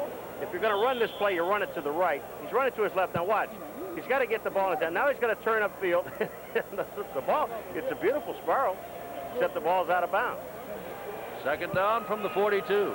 And when you're running the wrong way like that, it's difficult to disguise at all. Well, there goes Fred Ed. Nelson. He slipped a few tackles there that pick up 6 yards and move the ball out to the 47-yard line, where it will be third down and 4. All right, you got the lineman, Ruther 57, Jones 65, Durrett 60. They're blocking. We've got a defensive man, that's Cleveland Crosby, that's down. Browns drafted him number 1, and he never made the team. And Crosby said up there in Cleveland, the Browns used to mistake on the lake. But he's hurt now. We'll be back in a minute. ESPN is ready to play ball Tuesday. We'll tip off a full sports slate with a comprehensive look at the playoff picture this week in the NBA. Then grab a courtside seat for all the action when New Jersey meets Milwaukee live. It's their second game in round 2 of the chase for the championship. And finish it off with a review of the NFL draft. See how your favorite teams fared in the annual selection sweepstakes. It's all here Tuesday on ESPN. It's post time Saturday on ESPN. Join your Total Sports Network at historic Churchill Downs for all the pre-Derby doings live.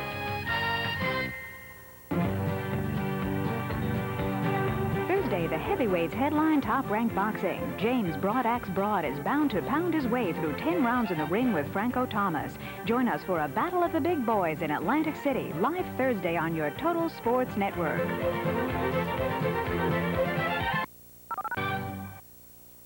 Hi, everyone. I'm Tom Mees. Hope you're enjoying the football game tonight from Houston. Join me at halftime for the USFL Big Plays. We'll look at highlights from the other 8 games this weekend. Now let's go back to the Astrodome. 4 minutes and 40 seconds to go. 3rd down and 4 to go from a 43-yard line for the Los Angeles Express. Ray Malavasi, the defensive coordinator. Now, this team is 5th in overall total defense, but they're number 1 in pass defense due to this man here, Ray Malavasi, with a lot of rookies. He's done an excellent job with this team.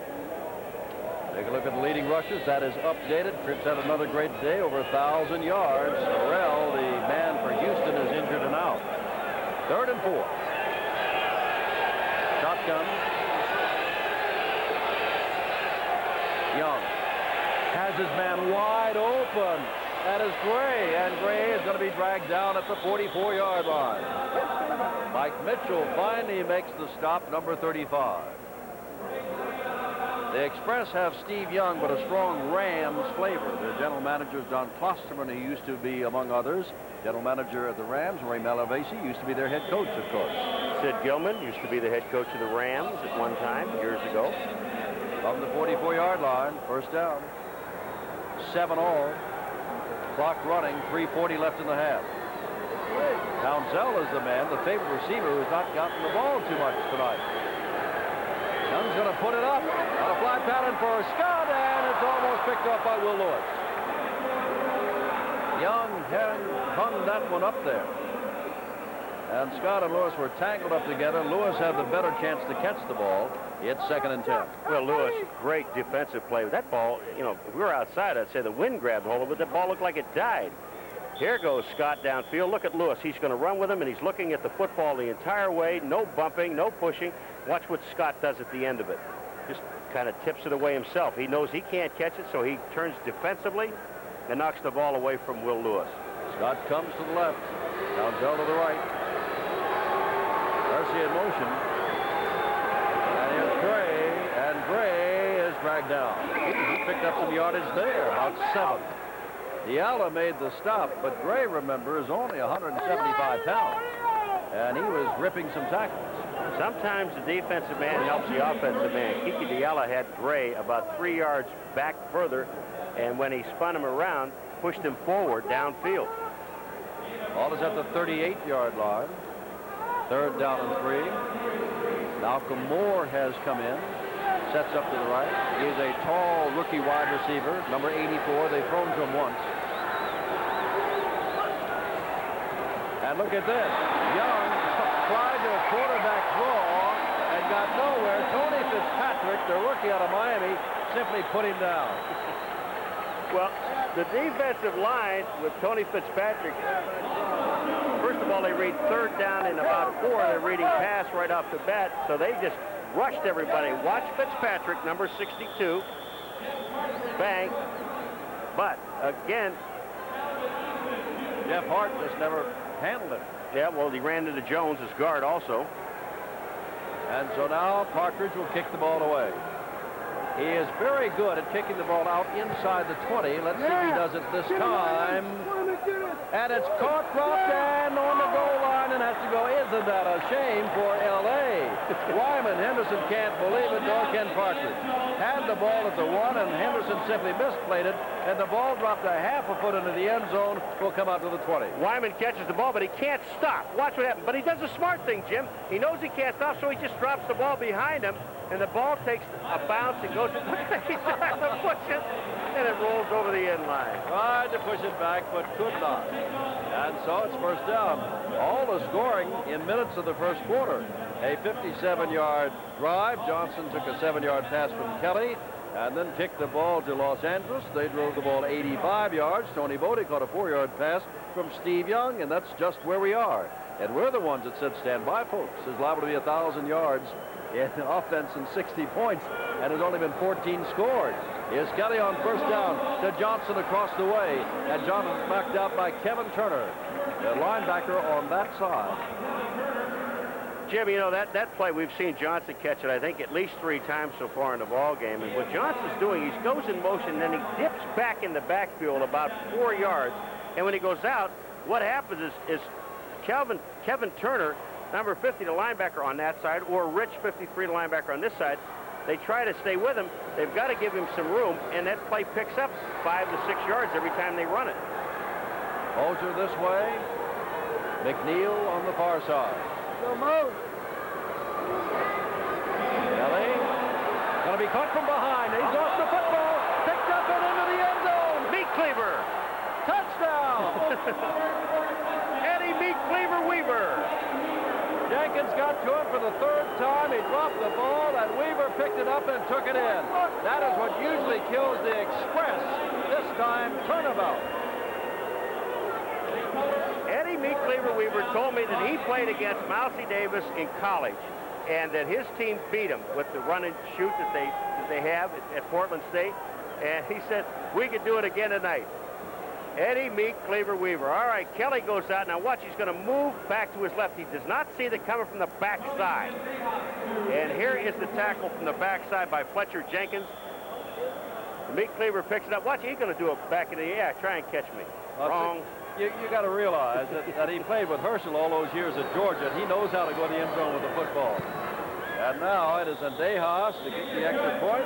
And what a way to score. The Express, who lead the league in giving the ball away, finally get the ball back on the sack by Fletcher, the pickup by Eddie Meat Cleaver Weaver for more than 20 yards, and L.A. leads 14-7. It's still shaking up the truck world. Nissan-sponsored 8.8% financing has been so successful, it's being extended. You can still save $600 on Nissan's lowest sticker price truck, up to $1,200 depending on model and options, but only for a limited time. 8.8% is Nissan's best truck deal ever, but it won't be around forever. 8.8% only from Nissan, only at your Datsun dealer. I want to tell you something you know nothing about. Mighty Auto Parts. Across the country, pros like Joe have been using Mighty for 20 years. Good stuff. Yet nobody knows the Mighty name. What? What do you mean nobody knows the Mighty? I know him. Yeah, but Mighty isn't sold to the public. Don't have to be. I'm sold. Oh, so I guess you can tell everybody how good Mighty parts are. When a car leaves here, it tows. Mighty performs. Take it from a pro.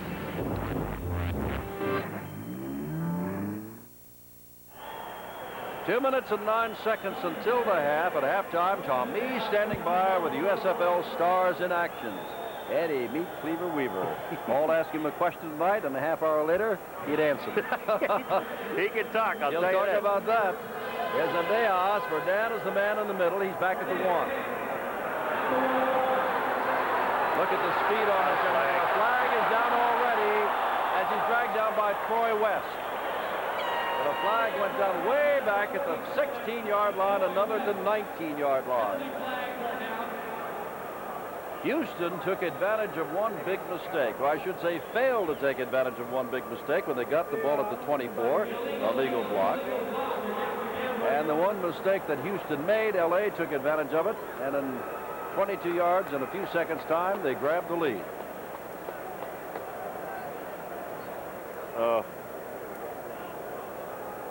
There will be the 2-minute warning after this call for the illegal block and after Ted Humphrey marks off the necessary yardage. So Kelly and company will start on the hold. They have done that a few times tonight. So has Los Angeles.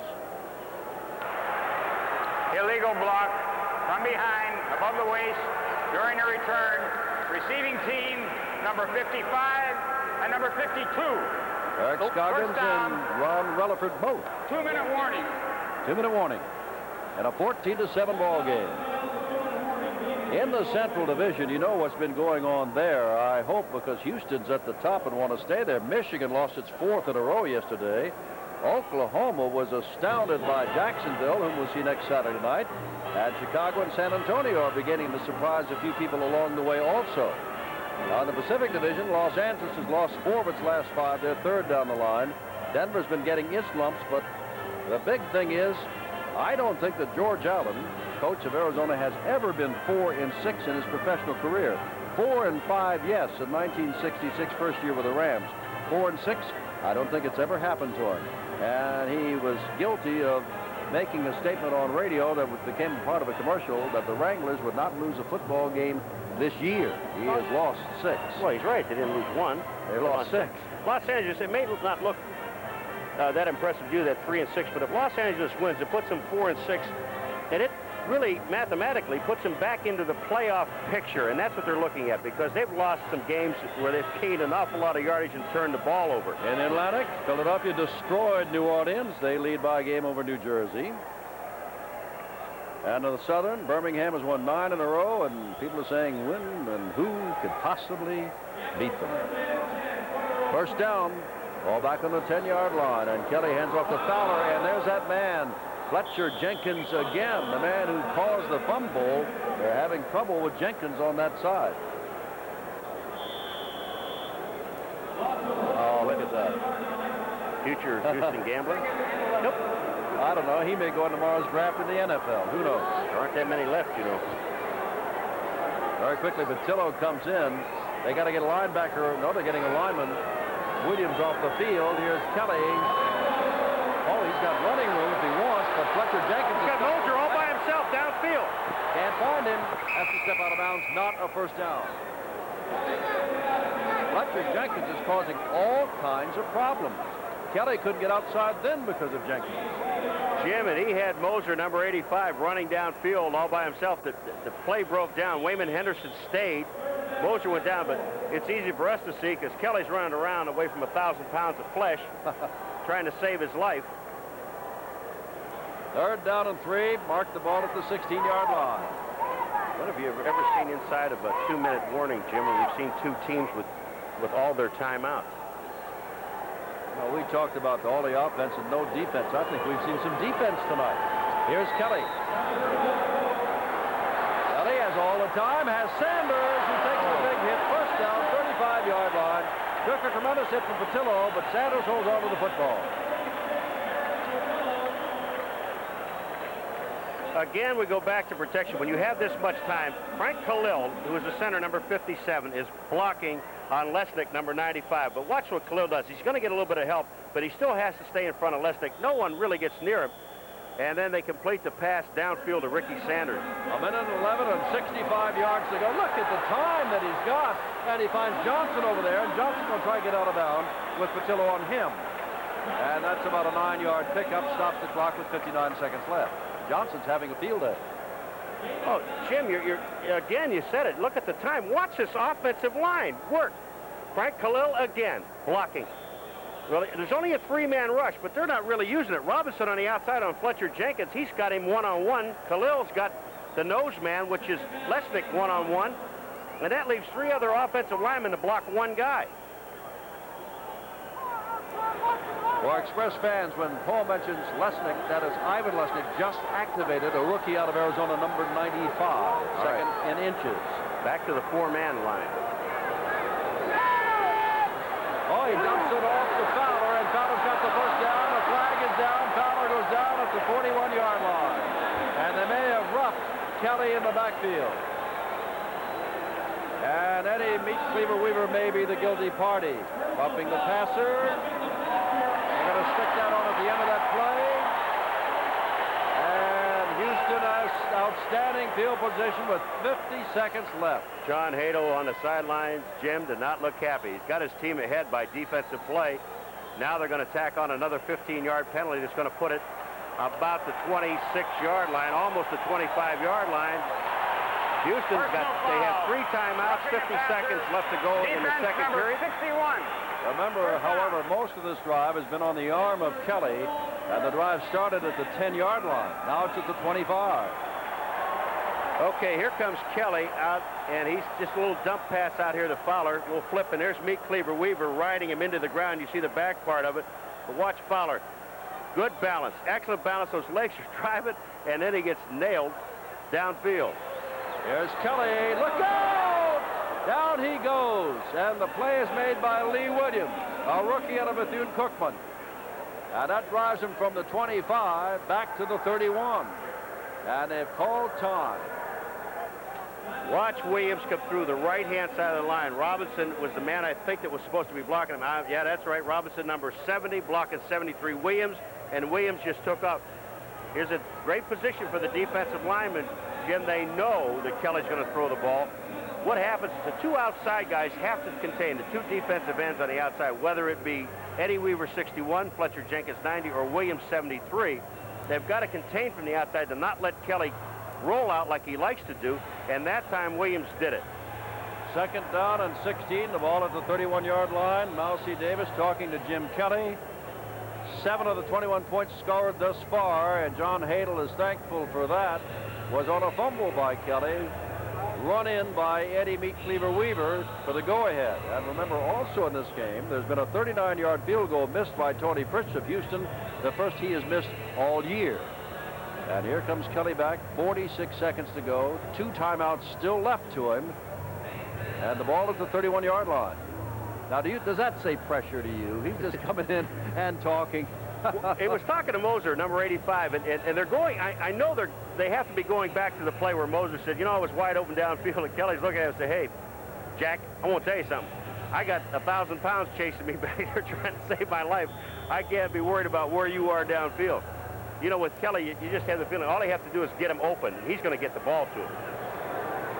Second down. And we'll repeat, 46 seconds left. McNeil left, Moser right.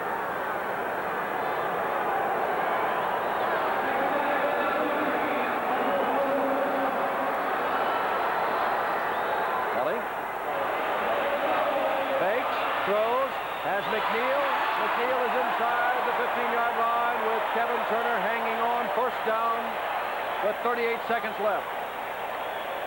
Don't you tell me this man's a rookie, because I'll tell you something, Jim. He has more poise. He knew he should have been able to break out and run with the ball. He didn't do it. He waited and he waited, and they found Gerald McNeil open down the sideline. Watch Kelly. He speaks for himself. Here comes Kelly. He's rolling to his left. All right, now the fake. Now he looks like he's going to run. No, now he sees Gerald McNeil and picks up the first down inside the 15.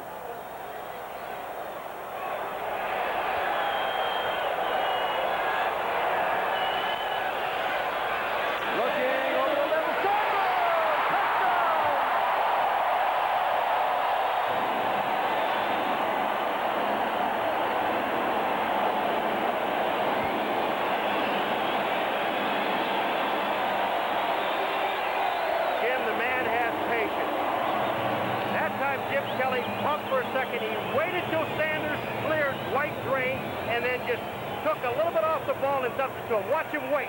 He's waiting. Now he sees him. Waits till Drain. He's past Drain. Sanders is there. Patillo is 46, can't get over. Well, with 2 minutes and a few seconds to go, they were 90 yards away on their own 10-yard line. Now Tony Fritz is in with Moser to hold to try to tie the game up. Kelly found Sanders. Moser holding. Fritz has tied the game up with 34 seconds to go. A lot of composure by both these young quarterbacks, and Jim Kelly waits and waits for Sanders. Now watch him. Just Key Kelly.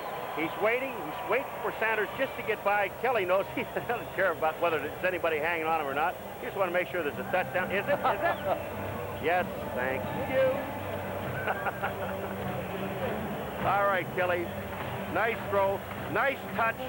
Pops it between Drain and Patillo, and it's a touchdown. His 21st touchdown of the year, and Sanders has caught his 5th touchdown pass of the year.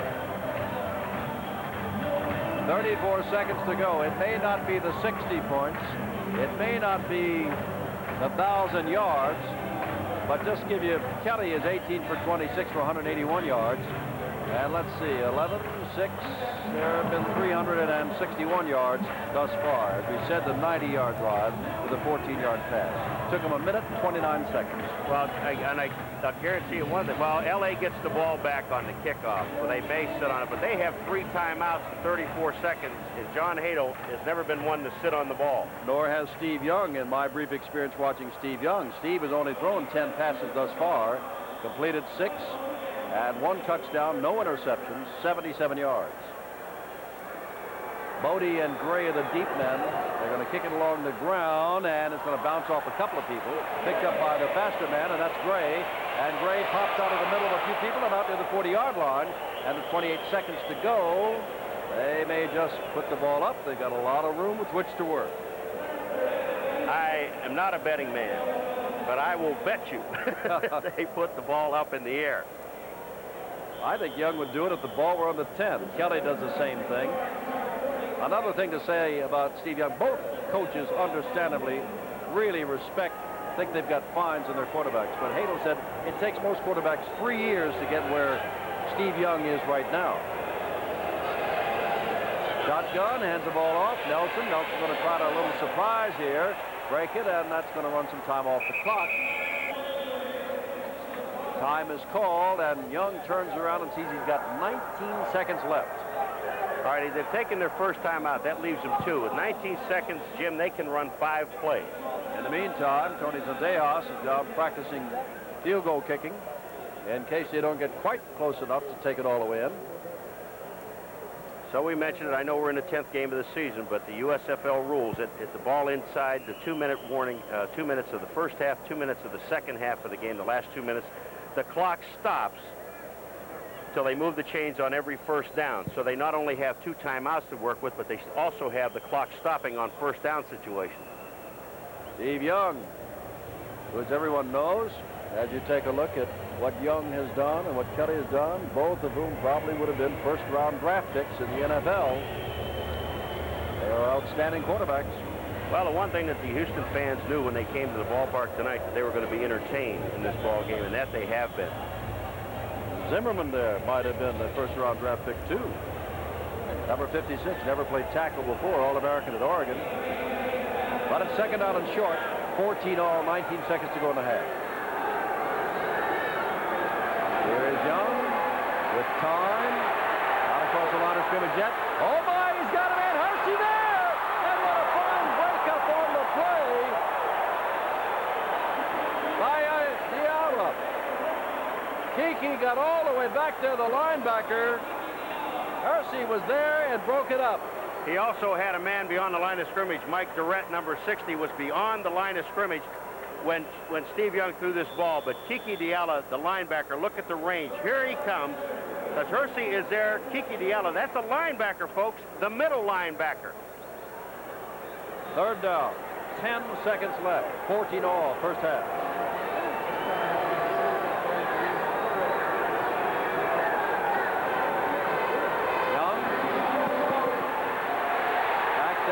Has room. There's a man across the way. That is Freddie Scott, and Scott is wrestled out of bounds with 1 second left. But he is out of bounds, so they can, well, apparently they're going to try a field goal. 60 yards?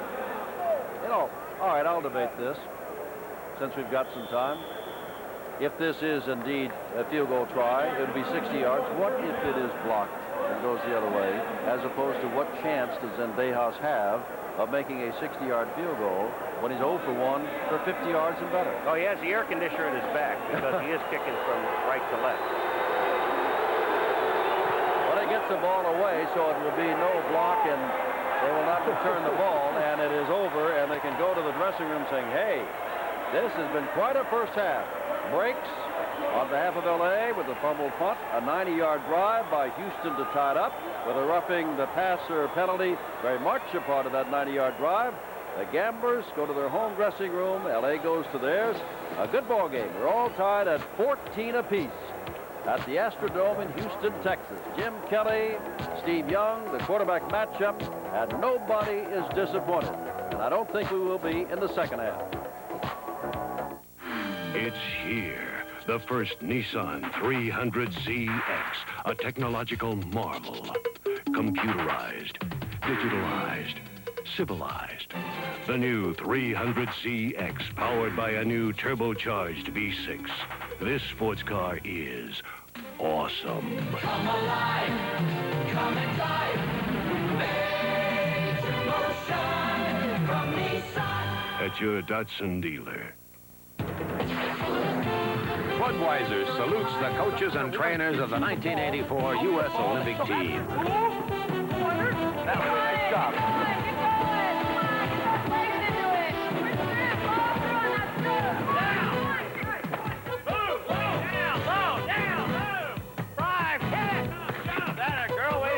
To the U.S. Olympic coaches and trainers, the team behind the team, this Bud's for you.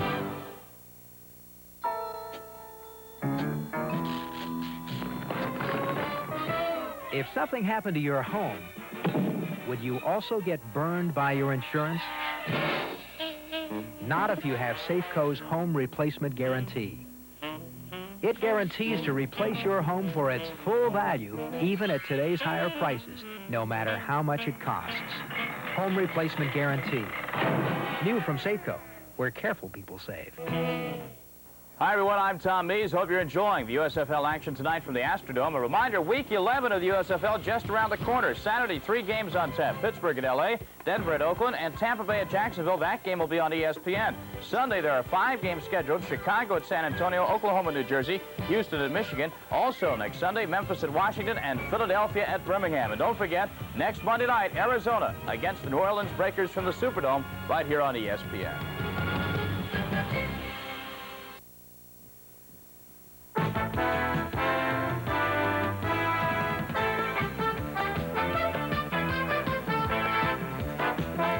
Lots of big plays Friday night in Philadelphia's Veterans Stadium. The Philly Stars against the New Orleans Breakers. Philadelphia looking for its 9th win of the season, and they get it. Chuck Fusina at quarterback, dumping it off to David Riley, and Riley with some good moves turns this into the first of 5 touchdown passes on the night for Fusina as he takes over the lead in that category in the USFL. 7-0 Philly. Second quarter, Chuck Fusina hooks up with David Riley again. This time Riley wide open, cradles the ball. It's a 14-0 Philly lead. Just before the half, at the Breaker 19, Fusina to Willie Collier and a great catch. You get the idea. The Stars go on to romp over New Orleans. The final was 35-0. And then Sunday afternoon, Mile High Stadium, Denver, Colorado, Birmingham Stallions in the Denver Gold. Joe Cribbs becomes the USFL's first 1,000-yard rusher this season. Cribbs gained 110 yards on the afternoon on the ground on just 20 carries. In the fourth quarter, with Birmingham leading 17-7, Cliff Stout, on fire of late, hits Joe Cribbs on the pass play, and Cribbs does the rest, a 50-yard touchdown. He had 96 yards in pass receptions on Sunday as well. Stout throws one more time to Jim Smith. Great catch by Smith, and Birmingham rolls to its 9th consecutive win. They beat the Denver Gold, now 7-3, the final 31-14. Then the San Antonio Gunslingers at Arizona, Saturday night in Tempe, Arizona. First quarter, San Antonio on top 7-0. And look at Peter Rayford step in front of this pass intended for Lenny Willis. He intercepts Alan Risher and races on into the end zone untouched. San Antonio leads at 14-0. Early in the fourth quarter, 17-14, San Antonio. Mike Ulmer fields an Arizona punt on his own 40. He's gone 60 yards for a touchdown, 24-14. With the score 24-21, under a minute to go. Arizona trying to tie the game, but Frank Corral's field goal attempt is blocked. The Gunslingers take an intentional safety and hang on for a 24-23 victory. Then, the Pittsburgh Maulers and the Memphis Showboats. This game Friday night in Memphis, it cost Pittsburgh's head coach his job. In the first quarter, Walter Lewis hits rookie receiver Derek Crawford out of Memphis State. Derek does the rest with a touchdown. Showboats led 10-0 at halftime. With a score 10-7, Walter Lewis again to Derek Crawford. Showboats win it 17-7, and because of the Mauler loss, head coach Joe Pendry on Sunday was fired. The Maulers are now 2-8 on the season.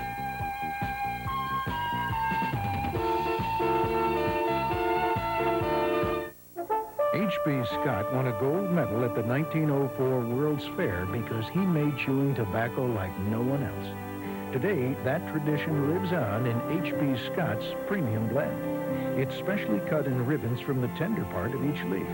And it's this special cut that makes H.B. Scott such a smooth, clean chew. No other chewing tobacco looks or tastes like it because no other brand is made like H.B. Scott's premium blend. Last Friday night, Skelly Stadium, Tulsa, Oklahoma. Doug Williams and the favorite Oklahoma Outlaws were routed by the Jacksonville Bulls. Late in the first half, 10-3 Jacksonville. Quarterback Robbie Mahfouz, who directed several time-consuming drives. Cavs went off here with a TD pass to Gary Clark. Bulls led it 17-6 at halftime. In the fourth quarter, Mahfouz capping off another long drive. Alton Alexis, 8-yard score. You get the idea. The Bulls rolling Oklahoma in an upset, 34-6. Then Sunday afternoon, a crowd of over 50,000 gathered at Giants Stadium to watch the Generals against defending champion Michigan Panthers. John Williams puts Michigan on the board early. The Panthers are threatening to break their 3-game losing streak, leading 7-0. But David Greenwood's punt is blocked by the Generals, and this really turned the whole game around. Gregory Johnson in the red uniform eventually recovers the blocked punt for a touchdown to tie it at 7. Second quarter, we're tied at 14. General quarterback Brian Sipe, and he throws a 2-yard touchdown pass to Jeff Speck. That was another key play in a 31-21 victory for the Generals, who are now 8-2 on the season. Michigan has lost 4 in a row. Washington Federals at the Tampa Bay Bandits Saturday night on ESPN. Federals hoping for the second win in a row, but turnovers killed them. Watch Washington quarterback Mike Hornsey fumble the snap. Fred McAllister, Johnny on the spot for Tampa Bay. His first of 2 fumble recoveries. That led to a Tampa touchdown. Then following interception, another touchdown. John Reeves to Greg Boone, 14-0 Tampa. After a fumble kickoff return, Gary Anderson turns that into a score. The Federals were down 21-0 before they knew it, and the Bandits cruised to an easy 37-19 victory, their 4th win in a row. And then on Sunday afternoon, Soldier Field in Chicago, the Oakland Invaders and the Chicago Blitz. The Invaders looking for their first win of the year, and they get it.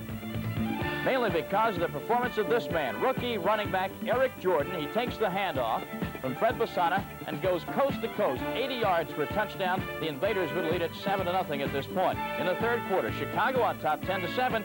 Let's call on Eric Jordan again, says Fred Basana. Not a bad idea. 46 yards this time for the touchdown. The Oakland Invaders set a USFL team record for rushing, 300 yards in a win over Chicago. They win it 17-13.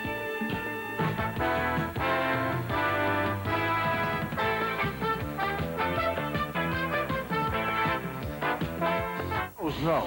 Pros like Joe have been using Mighty Auto Parts for 20 years, but nobody else knows the Mighty name. Ma'am, do you know Mighty Auto Parts? What? Auto what? You know, Mighty spark plugs, filters, break-ins. Listen, I don't work here. Ask Joe. My car runs great. That's all I know. Most people don't know the Mighty name. Good stuff. But Mighty performs. Take it from a pro.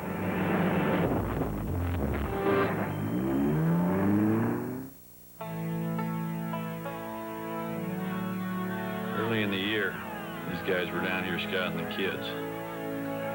Now they're back looking for help. Bring out your best. Bud Light. Bring out your best. Bud Light. Bring out your best. The best has a taste all its own. Bob, you got a minute? Enjoy it. Bud Light. Some stores offer a small selection of hardware and advice like this. You need a washer.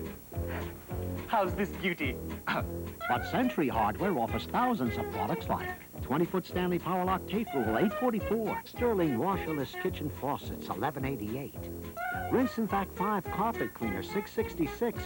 Plus advice like this. You need a washer. How's this beauty? Century, where hardware isn't a sideline. Our score at halftime in Houston, 14 for the LA Express, 14 for the Houston Gamblers. Lots of other sports news going on. Let's get an update from Gail Gardner. Thank you, Tom. Hello, everybody. We're going to run through the baseball scores for you. First of all, in the American League, the Indians and the Orioles playing at Memorial Stadium. This one was held up by rain for about 53 minutes in the first inning, but they've resumed. Orioles leading 2-0 in the fourth. Heaton and Flanagan, the starters there. Texas and Toronto, they had to call this game because of high wind conditions, and no word yet on when that has been rescheduled. New York and Chicago, the White Sox and the Yankees. Ron Kittle, a 3-run homer in the first inning, his 7th home run of the season, and the White Sox on top there by the score of 5-0. Guidry and Bannister, the starters. Seattle and California, the later game, Mirabella and Witt starting there. Over in the National League, Montreal and Philadelphia, the Expos leading a 2-0 in the 9th. McGavigan and Carlton were the starters. They are both gone. St. Louis and Pittsburgh, St. Louis leading that one 3-2 in the 8th inning. And one other game a little bit later on tonight, Los Angeles and San Francisco, Valenzuela and Lasky. That's it from the Sports Center newsroom. We go back now to Tom Eves with more USFL halftime activities. When the USFL expanded into Pittsburgh, there was a lot of hope for a very successful franchise. Things started off well. The first home game was sold out.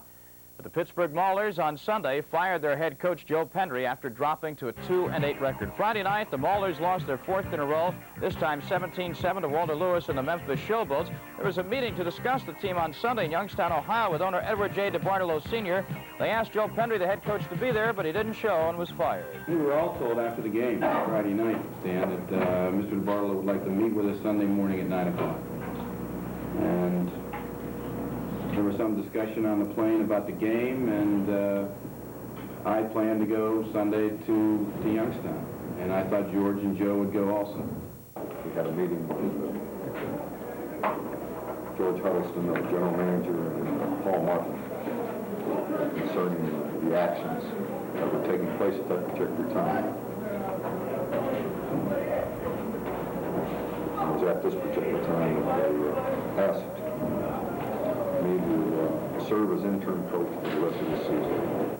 Pendry was an assistant with the Philadelphia Stars last year. Paul Martha saw the pressure on the head coaching position of Joe Pendry, and he said it took its toll. My perception of Joe was he was different than he was when the season began. And it was a combination of disappointment and frustration. I haven't talked to the individual players yet.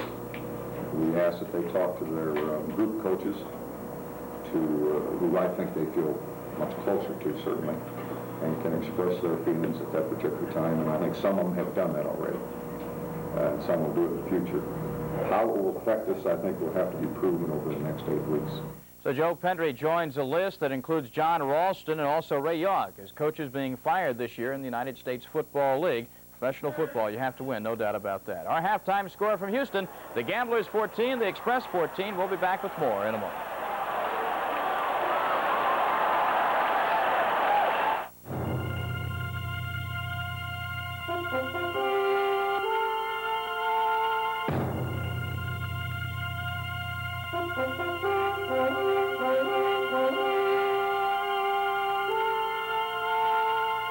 Only this is real Swiss. From Switzerland, naturally.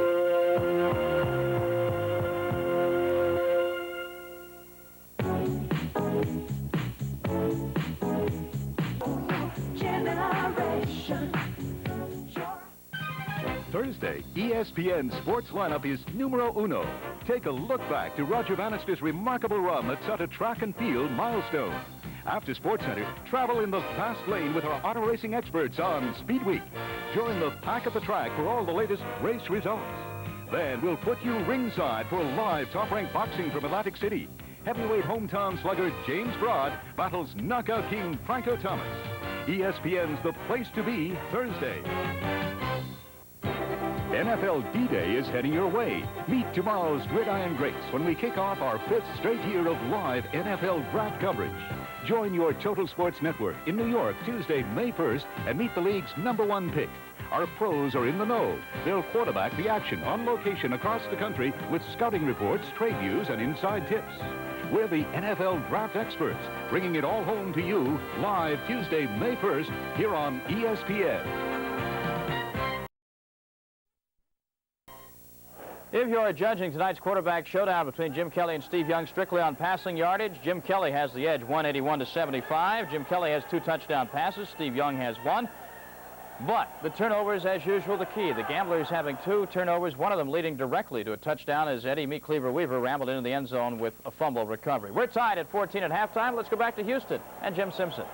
Thank you, Tom. We're back in the Astrodome. It is 14-all at the half. I'm Jim Simpson with Paul McGuire, and we are really looking forward to the second half. Los Angeles got the ball after a touchdown by Houston and marched 85 yards with a touchdown going to Bodie of 4 yards. Thereafter, they had to punt 3 times, and at the end of the first half, they missed a 60-yard field goal attempt.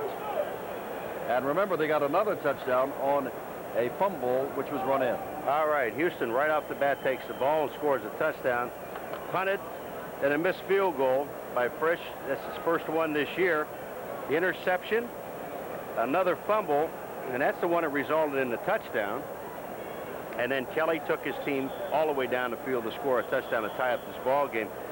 You know, I look at the total plays, Jim. L.A. 30 plays in the first half. There's Steve Young, and then Houston with 41 plays in the first half. They're right on target with what they want to do. And, of course, Young has passed for a total of 86 yards, and Kelly 193, and Johnson has caught 7 balls tonight. Sanders 5. Freddie Scott, who just joined the ball club, has caught only 3, and he's the top receiver for the Los Angeles Express. There's the man, Jim Kelly. Strong, strong arm, but his team is no better than tied as we're about to begin the second half. A reminder that next Saturday, Los Angeles gets Pittsburgh at home, and Pittsburgh has a brand new head football coach, in case you didn't see it. Bill Pendry's gone and Ellis Rainsburg is in. They go out to Los Angeles. And Houston, next Sunday, goes up to Michigan. And I never thought I would say, on the basis of what I saw last year and the first 2 games of this year, which I was there in the Silverdome to see, that the Panthers have now lost 4 in a row. They are definitely in trouble, and they're all talking about it, and it's all contractually. It's all happening off the field, and they're carrying it onto the field. Well, after we left there saying those things last Monday night, Paul, Novo Vujovic, the kicker, did sign a long-term contract. So he's got to be a little bit happier. But let's get back to our game. That is Mel Gray on the right, Tony Bodie on the left. The Express in this tie ball game will get the kick of Tony Fritsch.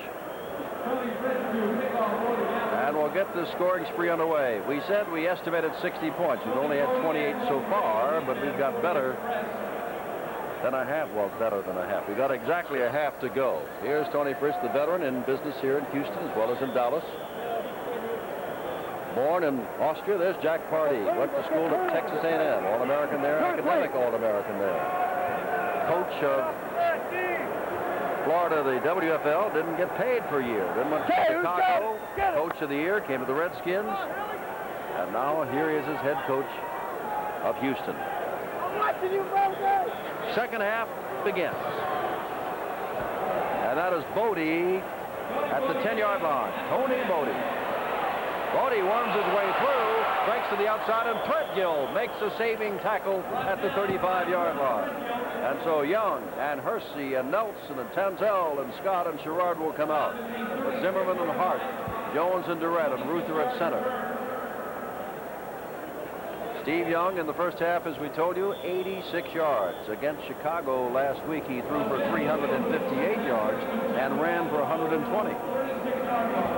The big thing that they have not done tonight is to give up the football on a turnover. That's been their nemesis. They'd like to do it for another half.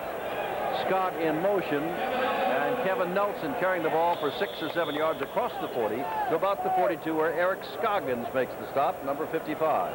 For the second week in a row, Houston is using the 4-man front. Crosby, Fitzpatrick, Taylor, and Ainai. Hawkins, Diallo, and Scoggins, the linebackers. Mitchell and Lewis at the corners, and Eason and Hay or Hall are the safeties. Second down, let's call it 5 to go from the 41 and a half. Tanzel to the left.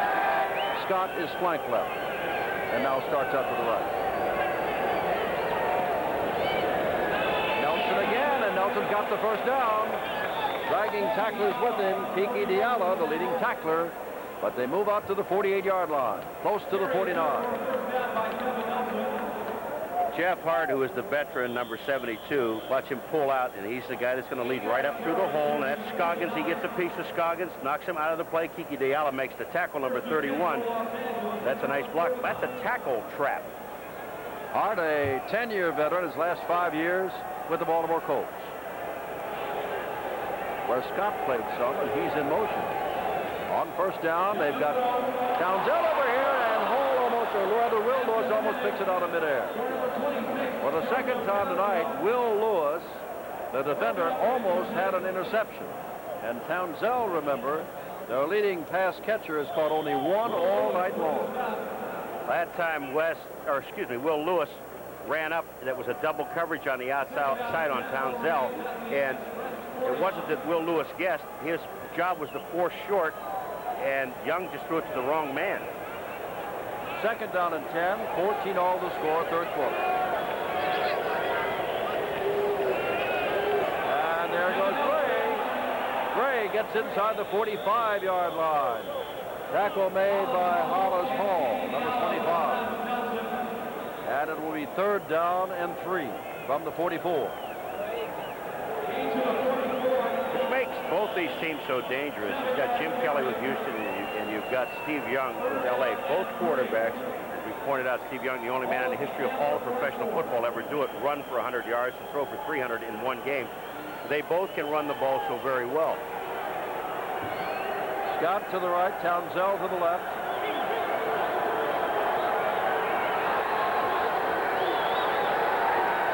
Quick pitch, Del Gray. Gray stays on his feet, but does not get the first down. Del Gray on the carry. A force is made on the far side by Mitchell. All right, they're just running a toss, and they're going to try to get their people to the outside. Hart gets an excellent block. Here comes the offensive line. There's a good block by Bodie back to the inside. And Hollis Hall and Mike Mitchell are out there. Mitchell is the one who almost got him, Paul. Mitchell, number 35, is the man that almost makes the tackle right there. But when Gray just kept his feet, and they're going to punt. They will punt. Only had one punt all last week, the Express, and here they are punting the ball away again. Toward the sidelines if he can. Henderson there, and the ball is laying there, but somebody better step on it, and they do it the 5-yard line. So it'll be first down and 5. 11:36 to go, third quarter. We're all tied in the Astrodome. Today, your engine can rev twice as fast, twice as hard as engines fast.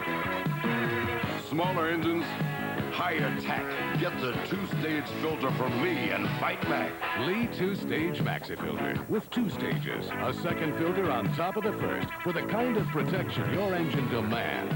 Lee 2-stage. Cause your engine can work twice as hard. Nobody thought European automotive technology could be affordable. Then Renault introduced Alliance. At first, only a few discriminating buyers recognized the benefits. Sedan comfort for 5, a quiet, smooth ride. But its reputation grew and grew until Alliance became the best-selling American car line launched in 1983. Renault Alliance 5959. European technology that's affordable. The one to watch, the one to watch, the one to watch. Renault. I don't imagine these people are even speaking to each other. Arizona, New Orleans. New Orleans won 6 in a row, now lost 4 in a row. Arizona 4 and 6, not doing well at all. They'll meet up against each other. Both of them are still in the hunt for the playoffs. Next Monday night, Paul and I'll be there. From the 5-yard line, it is first down. Kelly stops at the 5, gets out to the 10, and goes down at the 12, and they're going to throw a flag. You know they're going to do that. They're going to throw a flag on Lee Williams. Because he was, nope, that's not Williams, that's Ussery, number 79. In any event, the result is the same. One thing Kelly has learned since we saw him, Jim, back at San Antonio in week 2 or 3, whichever it was, and Kelly has learned how to slide now and get himself down. But that time he slid and still got hammered. Oh, boy, Ussery just jumped all over him, 253 pounds. That's the ball out across the 25. Get you out of a hole in a hurry. Against Los Angeles. First down for the Gamblers. Ussery's still talking to him. All right, here comes Kelly. It's very dangerous. He's rolling out because he's in the end zone right here. Now the block is there, and here goes Kelly. Watch 79, Ussery. He goes down, and he just hit him in the head with his forearm and tried to spear him with his helmet. Good call by the official. There's no call for that. 14-all, first down, Houston. Kelly having the better of the battle tonight in statistics with Steve Young. On the scoreboard, they're all even. Although 7 of the express points came on defense. Kelly looks out, goes out there to McNeil, and McNeil meets Cleaver Weaver. Lost the football! Diving for the football. And it belongs to Tyrone Justin and to the Los Angeles Express. And again, the Express that have been burned so often by the turnover, get another turnover in good field position. Hardy knows he's got people open. He's upset, but he's not that upset because they can go back. All right, here it is, the Gerald McNeil out to the outside, the man from Baylor. Here comes McNeil, and he gets Eddie Meek Cleaver Weaver that just pulls the ball out of his hand. Tyrone Justin falls on the football. and it's the LA Express ball. 14 all. Justin did the job. Now it's up to Steve Young and the offense.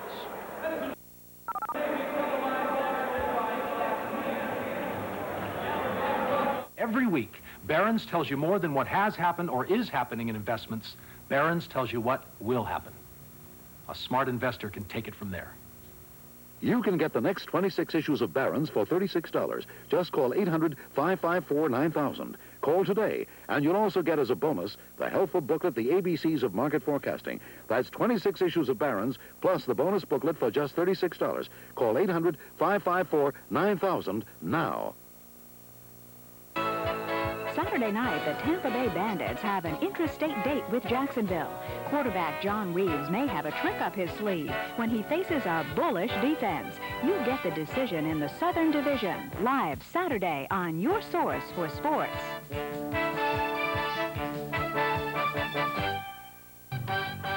Thursday, ESPN Speed Week tracks the winners on and off the road. Catch some wild scenes of driving machines. Thursday on ESPN.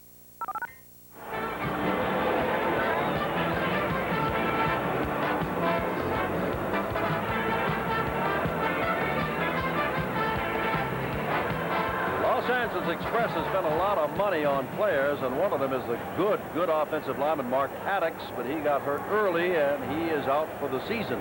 Zimmerman and Ruther Hart are the others. Sam Harrell went out and scored 13 touchdowns, and then came up with a broken bone in his foot, and he's out for a few weeks. One of the leading rushers in the league. So they both had their bumps and bruises. Right now, Young and company tied at 14, covered a fumble at the 36-yard line, and will try to take it in from there. Giving the ball to Kevin Nelson. They're running the football a lot when you get 8. He lost the football. But it looked like Gary Zimmerman, one of those 3 great offensive rookie linemen that they just signed, made the recovery. All right, Nelson is going to take a quick trap up the middle. There is the trap. Right down the line of scrimmage. Wayne Jones is the man that makes the trap, and here comes the hit here. Now, that's Mike Mitchell, 35, that makes the hit. The ball comes out. Gary Zimmerman, alert, lineman, downfield. First down. Just inside the 25-yard line. Scott, the man in motion. Nelson's going to run again, and they found a soft spot because he picks up another 6 yards. It's 2nd down and 4. Right up the middle with Diala. Again, the middle linebacker called on to make the stop. And I said Nelson Gray has come in for Nelson. They're taking it to Houston, and they're running right at the middle of the Houston Gamblers' front 4. And Kiki Diala, number 31, has got to be able to fill. Houston had a great break at the 24, could not capitalize. Great break for L.A. at the 36. They're trying to capitalize. There's Young throwing it out. And there goes the man, Tanzel, and he's down near the goal line. Tackled out by Mike Mitchell. But it's going to be 1st and goal to go with no flags on the play. Boy, there should have been. They had enough people downfield. I mean, you talk about illegal linemen downfield. Watch where JoJo Tanzel catches his football, and the linemen are way out in front of him. Look at the linemen. They're way beyond the 20-yard line. Mitchell makes the stop. There is no call. It is 1st and goal to go.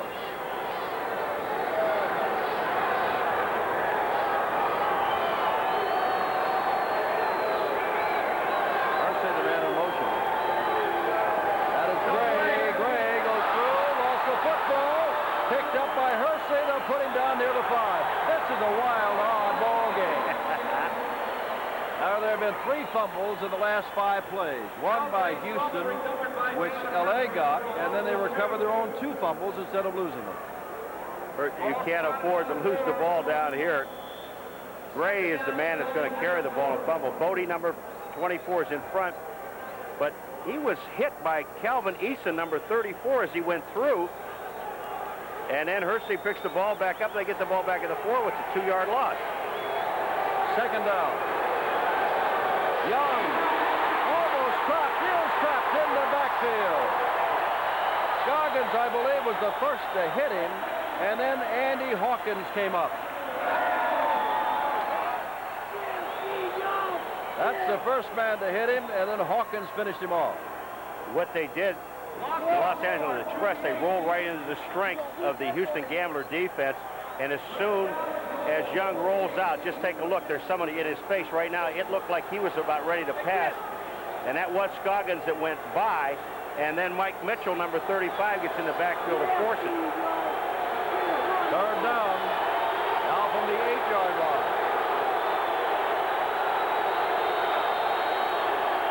Young on the quarterback. No! He did not get it. Fourth down. What a play by Calvin Eason, a strong safety. He had him hit up. Young is the bigger man. Eason put him down. Calvin Eason makes a stop at the goal line. They're going to go for it. They're bringing in 2 tight ends. Quarterback draw. Steve Young. He honestly believes he's about ready to score. Now he takes off at about the 1 or about the 4, and Calvin Eason stops him right at the 1-yard line. LA Express going for it. Here it comes. The quarterback draw.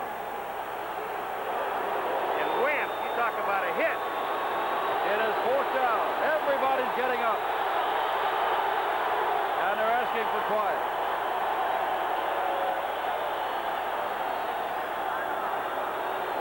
And so they'll call timeout. Jim, they called a timeout to Houston. Houston called timeout, and the Express will take it. We're tied in the third quarter. This is a stress test.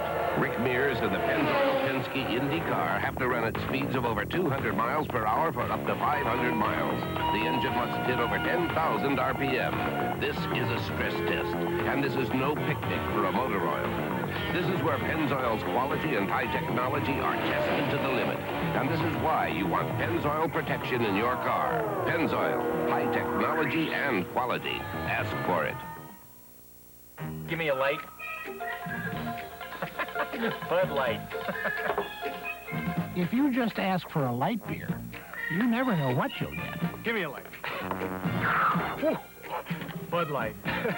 So if you want the less filling light beer with the first name and taste, don't just ask for a light beer. Hey, give me a light.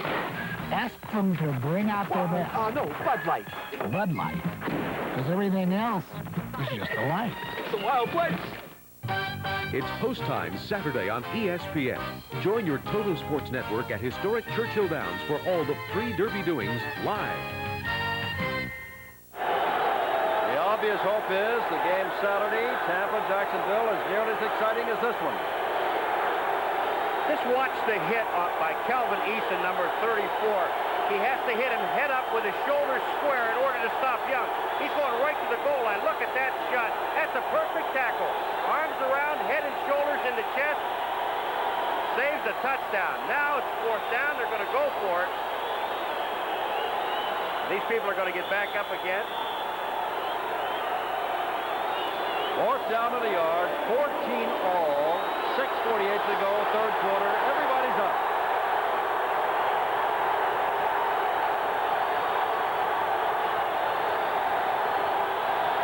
Young tries, flag down. Flag is down. He didn't get it.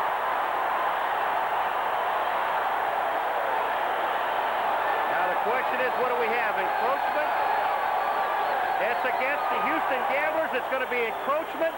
It's still going to be fourth down because they couldn't pick up the first down. They're going to go half the distance to the goal line again. Let me tell you something. The entire offensive team of Houston was on the field figuring they've been held, and now Fowler and Kelly and McNeil and the rest have to go off the field. And they'll move it that far. Now, you got to remember something now. Young lost yardage. Encroachment, defense, left side of the line, lined up in the neutral zone.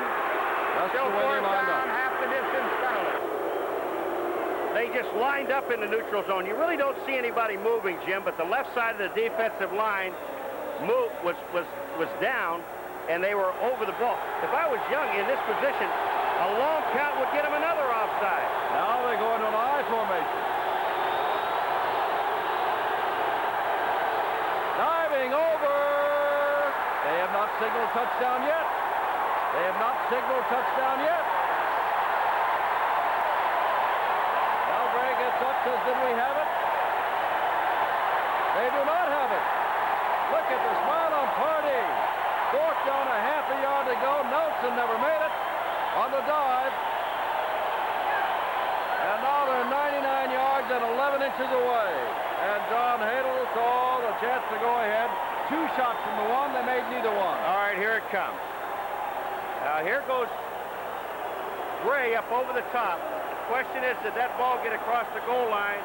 And the 2 officials, one on either side, said no. Al Gray's the man that got up, said, didn't I make it? And he did not. Watch. Look at this. Can you believe these guys are fighting? That's Young, number 58, the linebacker, went over and hit him there. But the only thing is, now, does the ball get across? Oh. And it looks like the ball's across right there. I know it does, but it's 14 on, and it's not across. Come back to Jamaica. We will raft you into the sunset. What's old is what's new. We'll intoxicate you with hibiscus. We want you to join us. We'll drench you with sunshine. We made it for you. Come back to the way things used to be. Make it Jamaica again. And make it your own. Make it Jamaica your new island home. This year, for Mother's Day, bring the beauty and value of Timex quartz into her world. Choose from over 60 styles for women, from the most elegant to the most athletic. Timex quartz prices begin at $8.95. Buy any Timex watch, and we'll send you your choice of these 2 fabulous Fabergé fragrances. Visit your participating Timex retailer soon for details. For those of you playing our Watch and Win sweepstakes, and there's a car a month given away in these sweepstakes, you got to watch Saturday and Monday Night Football for the code words. The code word for the month of April is handoff. And that's just what Young does to Gray right here. Let's watch again. All right, now he goes up in the air, and the question is, does that ball cross? Look at his feet are in the end zone. The ball is there, and he turns. That has to be a touchdown. But it is not, because the officials say it is not. Kelly throws the ball out of the end zone to Moser, and Moser gets to about the 7-yard line. Put down there by Danny Rich, the linebacker on the left side. You think they care where they have the ball? It's on a 1-foot line. They're throwing. Well, we'll never know. There's a quarterback comparison. Kelly has done better. Young has not thrown as much because they've been running Nelson and Gray as they did once they got down inside the 4, but most of their drive before they had to punt the ball away, before the Houston fumble, was on the running of Nelson and Gray. They have put up a pretty good balance in their attack for one of a few times this year they've been able to do that. Whereas Houston, they love to throw. Second down, and about 3 to go. And there's Sanders trying to get outside. Beats Cleveland Weaver and company converge on him over there with Tyrone Justin actually making the stop, the right cornerback. And it's 3rd down. And about 4. Sometimes you wonder, do you want to put Houston in a well, they're always in a throwing situation, but you really want to put them in a throwing situation because they have so many weapons to beat you. Now they're going with the 6 defensive backs, 4 linemen, and 1 linebacker. I tell you, I don't know how this game is going to start out, but when they see if the films that they take of these games, LA see that Mel Gray's feet and shoulders and ball were in the end zone as from our angle it looked to be, they will be an upset team. 3rd down. There's a quick throw to the far side, and that's McNeil out there with Justin on him. That's the 1st down. So I said, do you want to put them in a 3rd down long situation where they have to throw the ball? It's just amazing when I look at the receivers the Houston Gamblers have, and watch the hands. They all must have soft hands to catch the football. But again, Kelly puts it right on the money all the time. Ball, a little steam out of the Express, 2 cracks from the 1-yard line, or you forget that and on with the next. You forget it and you go on. You know you can move the ball. They did move it downfield. There's a fake by Kelly, and now he avoids the sack if he can, and he cannot. And that is Lee Williams in there as Kelly adjusts his face mask and gets up. And that is a big loss. All right, he's rolling right. Watch Kelly now. He's going to roll right. Lee Williams is going to come from the backside. Now he's looking downfield. That's having an awful lot of confidence in your offensive line. He pump fakes, and then you're going to see Williams just hit him from the backside. Kelly doesn't see him until the last second. It's all over with. Ussery is also there, number 79. Second down and about 17 yards to go. Mosher comes to the right, McNeil to the left.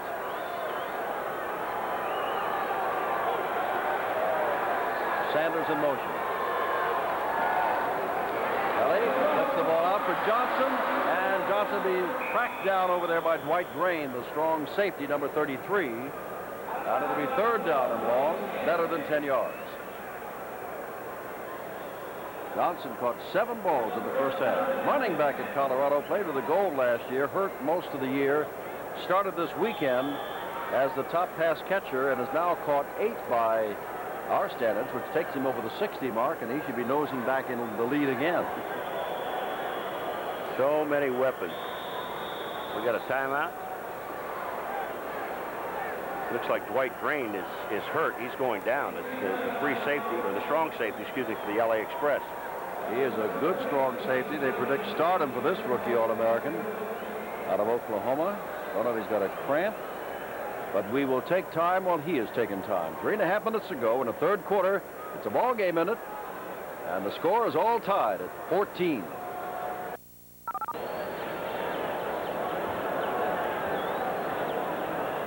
Here are 5 good reasons why it pays you to call and take advantage of this money-saving offer from TV Guide. First, order TV Guide right now and you'll be guaranteed the lowest price available. Second, you can pay for your subscription in 3 easy monthly payments. And here's the third good reason to subscribe to America's all-time favorite television magazine. Now TV Guide is better than ever, including your favorites on cable and pay TV. And here's the 4th good reason to call and order TV Guide today.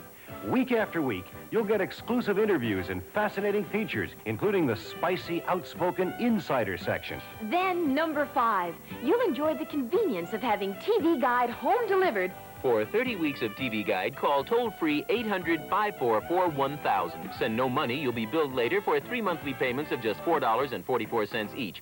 800-544-1000. Toll-free 800-544-1000.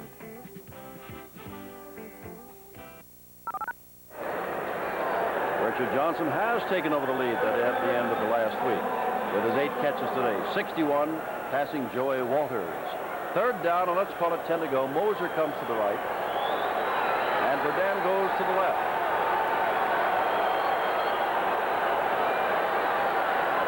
Kelly in trouble, and he gets out of trouble. Lee Williams is still trying to get him and puts him down.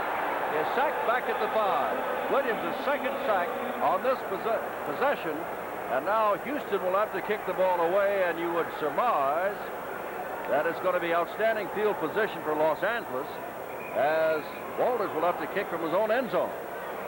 Okay, Fletcher Jenkins is coming in from this side. He's on Robinson, number 70. And here comes Kelly. He runs into his own man, Fowler, in the backfield. Fletcher Jenkins almost gets the football, and then watch Lee Williams staying with Kelly. I got you, and that's a face mask. His own end zone, Walters. And this is the kind of kick you can return. Gunn at the 49, trying to get outside. He's got all that speed. He breaks a couple of tackles and gets down to the 40-yard line.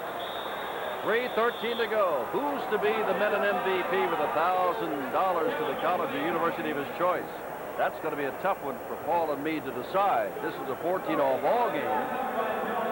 There has been some good plays on defense, and Kelly, of course, has been outstanding on offense.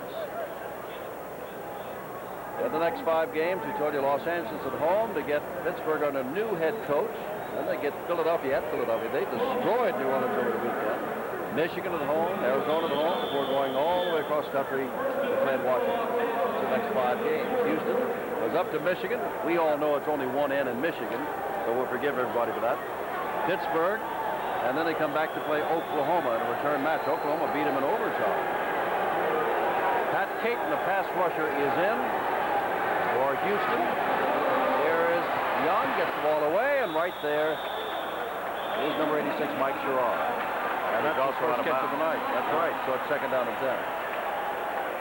Remember Mike early on at the end of the end zone, and Young didn't see him, and by the time he did, Mitchell got back there, and Sherrod couldn't hold on to the football.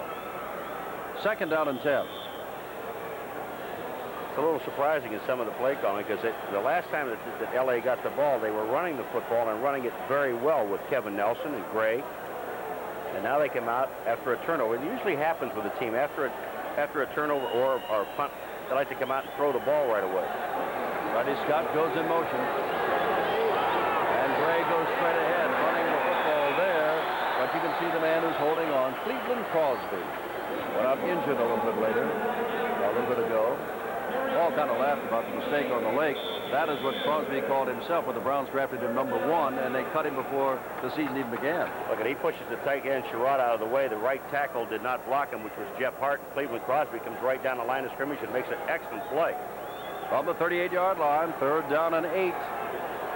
L.A. has been in this territory all of this 3rd quarter practically, and they haven't been able to put a point on the board. Here's Young. He's got Gray. Gray's got some blocking in front of him. Gray, looking for the first down, steps up before he gets the first down inside the 35-yard line. But Diallo and Hawkins, the linebackers, advising Gray to step out of bounds before they closed on him. Now you got 4th down. You're at the 34-yard line. Zendejas is trying to find his helmet and his kicking tee, and they're going to kick a field goal. Zendejas missed from 60 yards out, remember. At distance, he's not been good at all. He is 1 of 4 from outside the 40-yard line. Once he gets into the, when I say 40-yard line, 40-yard field goal attempt, once he gets inside the 40, is 4 for 5 in the 30-yard range, 3 for 3 in the 20-yard range. This will be a 50-yard attempt. He's not done that this year. From 50 yards out, it's not going to make it. Chance goes by the boards, and Houston will get the ball back again in this 14-all ball game. 1:59 to go. Tony Zendejas, 3 times an All-America at Nevada Reno, has been called on to kick the ball farther than we've been able to see him kick it, at least tonight, trying a 50-yard and a 60-yarder. That's a little unfair. Well, he knows, as soon as he hits it, he knows that he misses it. Watch. He'd have been looking, if he knew it, he'd have been looking up. And you're looking down, he'd have been excited trying to find out if it's going to make it. But and he has the feel. And here come the dangerous gamblers. The ball on their 33-yard line. Tie ball game, 3rd quarter. And you know Kelly's going to be in there to throw. Fowler hasn't run in a long while. The fake to Fowler. Here's a run all the way by Kelly. Oh, good play there. Good play by Dwight Drain, the man who went off with a cramp, holding Kelly. Kelly had no place to go. He went left, so did Drain. He went right, so did Drain. Finally, he went out of bounds. Kelly is trying to stiff-arm Dwight Drain, and he knew he couldn't shake him. He's trying to put some moves on him, and he doesn't really have, he got some tired legs, but he can run it around. But watch this. Here's a stiff arm in the helmet. Watch his left hand. Bam, okay. Keep your hands off me now. Keep your hands off me. I'm going to get out of bounds, and I don't want anybody hitting me late. It is 2nd down. A pickup of 4 on the play. 2nd and 6 from the 37. McNeil and Sanders both go left. Mosier on the right. Matter of fact, they got 3 wide receivers on the left side. So you would think that Kelly will look left. He's looking left. He's throwing across the middle, and there's Sanders. Get another catch, and Blaine drags him down. But it's a 1st down at the 48-yard line. That Houston Gambler team can move that football. They have moved it for 251 yards before that play. All right, Dwight Drain, who John Hadel says is going to be one of the fine safeties in the game. Now, he's got to cover Ricky Sanders all the way across the field. Here comes the ball. Now, watch what Dwight Drain does. He's keeping the ball carrier in front of him. Good pursuit by the defense, but it is a 1st down. Less than a minute to go in this 3rd quarter, in which L.A. had 2 tries from the 1-foot line and did not get the ball in the end zone. That was the ruling the 2nd time, although the angle of the TV indicated it might have been otherwise. Here's Kelly throwing, and he's got his man across the way and out of bounds. Goes for Dan, number 89. Youngster. You know, Kelly, we said at the beginning, he just mixes up his receivers. He throws to everybody. Let's take a look at the defensive secondary. That deepest man right there is Aaron Mitchell. And watch what happens. The corners are dropping way off. Verdun just breaks it to the outside, gets past the 1st down marker, keeps his feet in bounds, and gets out. That play has been wide open all day, especially when the corners drop off that far. Paul, I've lost my note, but I said Verdun was out of southwest Louisiana, which he is listed. Someone called in and said that's now called Louisiana State at Lafayette. So we hope we've corrected that. And here's Sanders again, dragged out of bounds by Drain again. Very near a first down. Ball at the 32. Second and short. Jim, the way they run their patterns, let's go back and tell you again, it's the run and shoot offense. Mousy Davis. And when they run these plays, you've got the safeties and corners are staying so far off. And Dwight Drain is the safety. Now, when Ricky Sanders comes out in motion, he goes down the field about 6 yards and breaks it right to the outside. It's just almost impossible for the safety to cover that much ground. Remember, Arizona came in as the #1 pass defensive team and gave up a bundle. Gamblers are 283 total yards now, most of that passing the ball, and here they go again. To Johnson again. He's got the first down again, stepping out of bounds on the 27. And L.A. succeeds Arizona as the #1 team on pass defense, but they can't do anything with this Houston offense either. They can't do anything for it against it. Richard Johnson, 22, when I talked about it in the first half, he goes in motion and he runs that dip. He goes back into their offensive backfield, and what happens is the linebackers are dropping back. So all Kelly does is just pop them with a quick pass. It's only about a 6 or 7 yard gain, but they can go up and down the field doing it. Johnson is now 9 catches for 86 yards. First down, 27. Kelly's going to throw again over the middle, and that's almost intercepted by Dwight Drain. Had a couple of people. Sanders was there going down the middle. Moser came down the right side, was going in toward the middle, and Drain had the best shot of all, but it was underthrown for him. And it's second down and 10. I don't know if he was trying to get this ball to Ricky Sanders or not, but watch Dwight Drain. He's going to react on the ball, and the ball hits right in the ground in front of him. The only man close to the ball was Ricky Sanders. They also had Greg Moser, but that ball was thrown wide. 23 seconds left in this quarter. McNeil is in, wide left. Moser remains wide right. Kelly remains during what comes back to throwing the football. If he can, looking, running, gets the ball away to McNeil. Oh, he hit it, but he holds on. First down. Aaron Mitchell took his head off, and McNeil, who weighs 140 pounds, held on to the football. He is 5'8", 140 pounds. Oh, take a look at this shot. Now, there's Dwight Drain. He's on Ricky Sanders. But Gerald McNeil comes across. Here comes 34, Aaron Mitchell. Watch this hit. Holding on the ball. Excuse me, I thought it was Aaron Mitchell. It was Dwight Drain, number 33, that hit it. Third quarter has ended with a first down on this pass to McNeil, and watch the hit again. The ball will be spotted at the 9-yard line after McNeil makes the catch and pays the penalty. Right there. It is 14 all and 15 minutes to go. Oh, we have some masochists. They really want to see our man get hurt. During the Suzuki Knockout Savings Sale, you'll see some of our fastest Suzukis move even faster. But hurry, they're already vanishing into thin air. Hey, Jim. Ready to go a couple rounds, man? Yeah. Hey, Chan. Hey. How's everything ready to go? See you good. I hear the same about you. Gotta reach deep inside. Bring out your best. The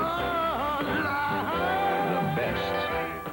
It has a taste all its own. You get your chance. Enjoy it.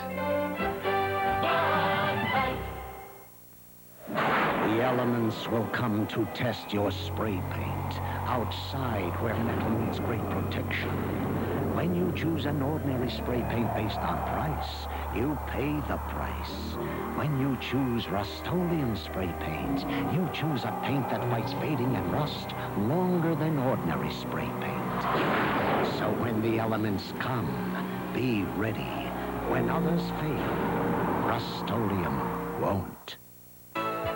Saturday night, the Tampa Bay Bandits have an intrastate date with Jacksonville. Quarterback John Reeves may have a trick up his sleeve when he faces a bullish defense. You get the decision in the Southern Division, live Saturday on your source for sports.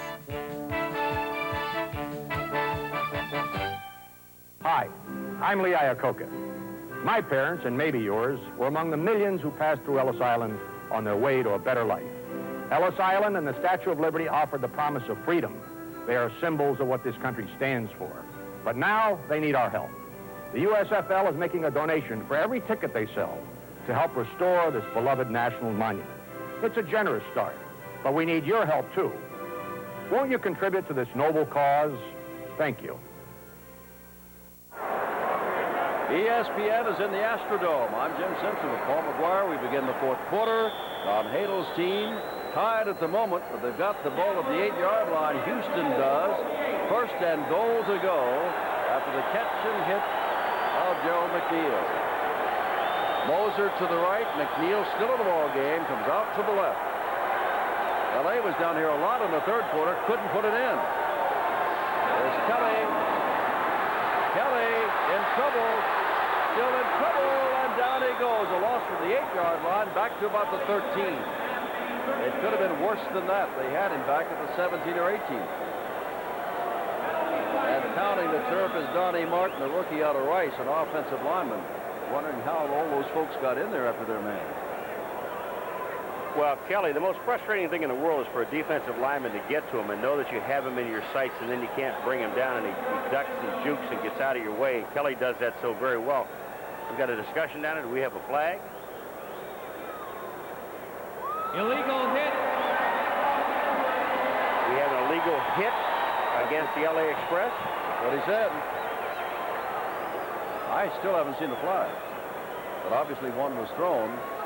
And they say the flag was thrown in the end zone. We were watching Kelly in the backfield, and the flag was thrown in the end zone. John Hadel can't like that too much.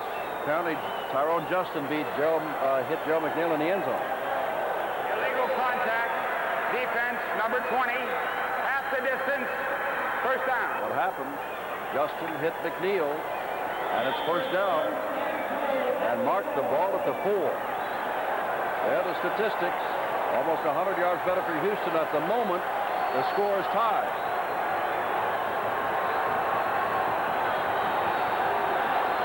Sanders in motion.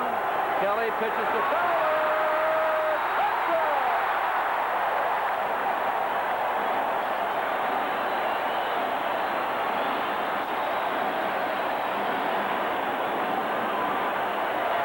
Jim Fowler ran right through the outside linebacker, number 53, Danny Rich. I mean, he ran through him. There is a collision. This is the quarterback option off of this. Watch it. Here's Fowler on the outside. Watch the hit by Rich. Watch what happens. Excuse me.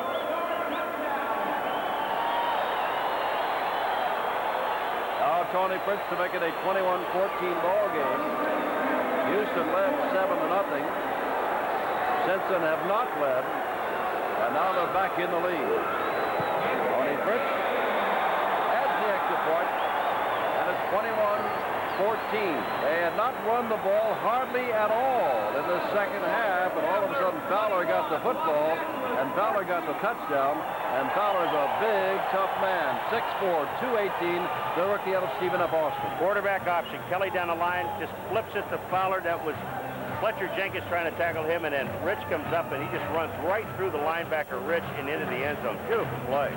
14:48 to go, almost an entire quarter to go, and Steve Young and his Express have been sputtering. Remember, offensively, they've only scored 7 points. The defense scored their other 7. There's a lot of low-priced trucks out there, but this one's the best truck value. Mazda B2000 Sundowner. At $57.95, it's the only economy truck with a 5-speed, steel-belted radials, tinted glass, and full carpeting, all standard, which also happens to make it the lowest-priced truck in America with all that standard equipment. Sakes alive. Sakes alive. Sakes alive. Mazda's got the best truck value for just $57.95. Sakes alive. This buds to everyone who tackles the changes and challenges of that new promotion. This buds for you. There's no one else who does it quite the way you do. So this is you. For all you do. Yep, just for you, that that distinctively clean, crisp taste that says Budweiser. For all you do, this one's for you. Monday night USFL on ESPN is brought to you by Mazda and the full line of sophisticated Mazda products. Tony Fritz will kick off. Houston leads 21-14. The deep men on your right, Mel Gray. On your left, Tony Bodie. I think he would rather get the ball to Bodie than he would to Gray. Gray can fly.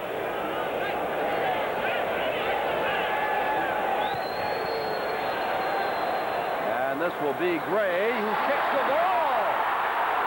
Still loose and looks like it might be Houston. Nope. They're going to say it is L.A. Mel Gray fumbled, remember, several times on kickoffs in Denver. They fumble a lot. If they get this ball back, and that's what the officials say, they have really been dodging the bullet. They fumbled twice on a drive and recovered them both. They fumbled on the kickoff and recover this. Well, number 50, what is it, 55? I see if I do. Well, what's Gray? Now, the squib kick by Tony Frisch, the ball goes in. And look at the people flying at the ball. Treadgill, number 7, that you see in there is a backup quarterback, but he can also play on that wing and throw the football for Houston.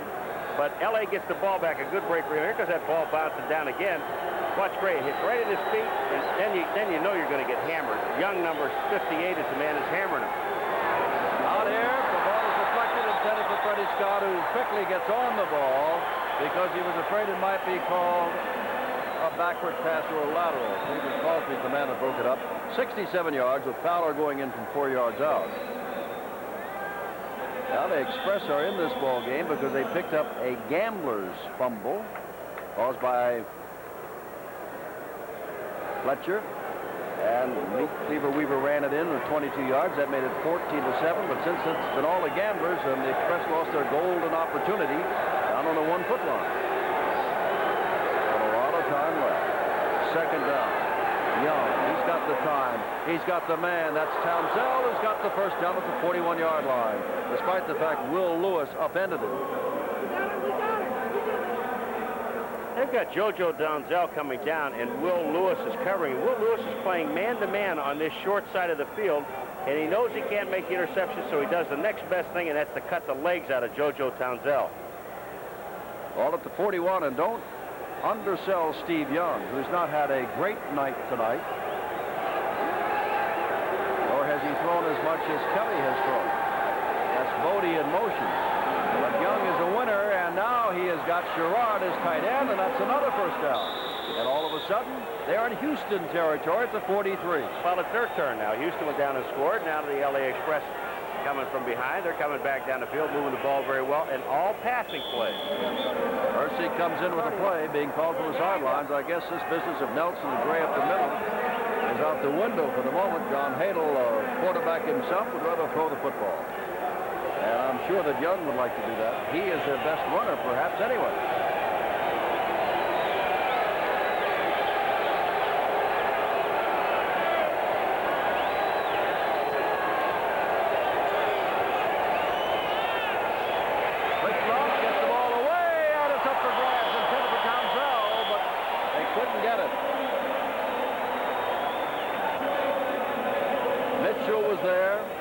Hawkins got a hand up. Yeah, but the heat is on. He doesn't have enough time to throw the ball. There's a linebacker blitz on the outside. Andy Hawkins, number 59, is right there in Young's face. The defensive line is also there. He didn't have much time. Mike Mitchell read the play very well. They're playing one-on-one, the Houston Gamblers, using Will Lewis, number 24, the corner man, is playing one-on-one, and he's going to be covering JoJo Townsell by himself here. They take the tight end out. They've got 4 wide receivers out of the shotgun. Young puts it out here and has his man, and that roll down. Allen makes the stop with Tony Bodie. And that's very close to a first down and might be a first down inside the 35-yard line. Looked like a picture of the Houston Gamblers playbook. They took Bodie and ran him out in the short flat, and they had the middle linebacker, Kiki Diala, trying to cover Bodie coming out of the backfield one-on-one, and Bodie picks up the first down. Humphrey looking left and right at the stick says that is a first down at the 32-yard line. 12:44 to go in the game. Young Scoggins only thrown 20 times. He's thrown every single down in this series. And going to, nope, hands it off to Nelson. Nelson has got some room and has a first down inside the 20-yard line. Scoggins made the stop at the 20-yard line. This drive began at the 27 after Gray booted the ball, and it was recovered, I believe, by Zimmerman of the kicking team. I'm not quite sure about that, but L.A. got the ball back. Jim, that was a draw play to Nelson. Everything is coming off of play action now, of all their pass plays. Don't be surprised to see him throw the ball now. Freddie Scott, good debut tonight. There's Nelson again. Nelson picks up some yardage. Gets down to about the 16 or 17-yard line. Holding on, you can see Tony Fitzpatrick getting up, number 62. Quite a star for Miami in that Orange Bowl game as a defensive lineman. Mark the ball at the 17-yard line, so we'll call it second down and 7. Two tight ends in the game. David Hersey, number 81. Mike Sherrod, 86. Got them both on the same side of the field. I would imagine that Hersey will come back in motion.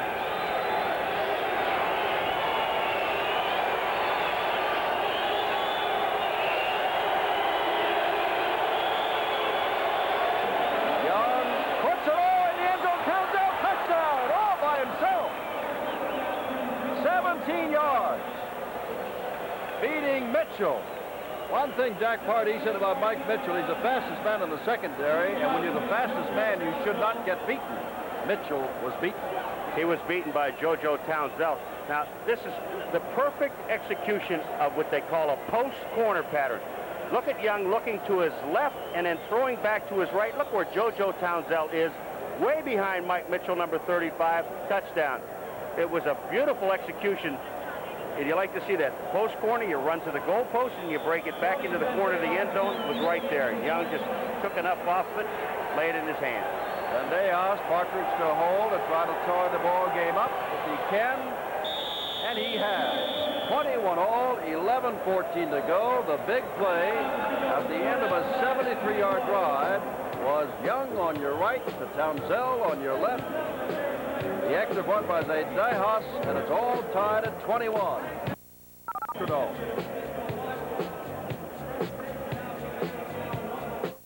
ESPN is ready to play ball Tuesday.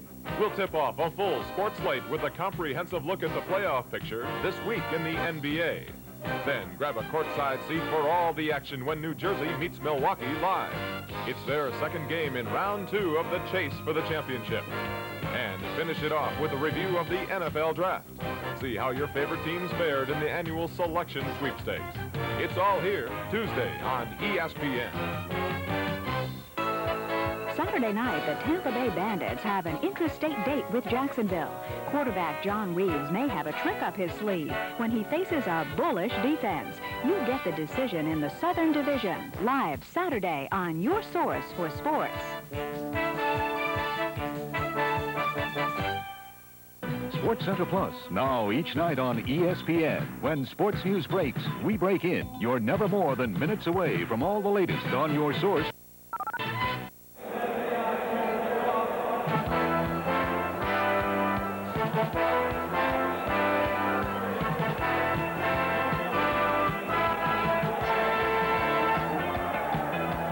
To kick the ball off to Clarence Verdun, not of Southwest Louisiana, not of Louisiana State at Lafayette, but the University of Louisiana at Lafayette. And Verdun is going to not get the ball because Dejas couldn't get the ball down to him. He kicks it out of bounds, and now they'll march back to the 30, throw a flag for delay of the game. And time has run off the clock.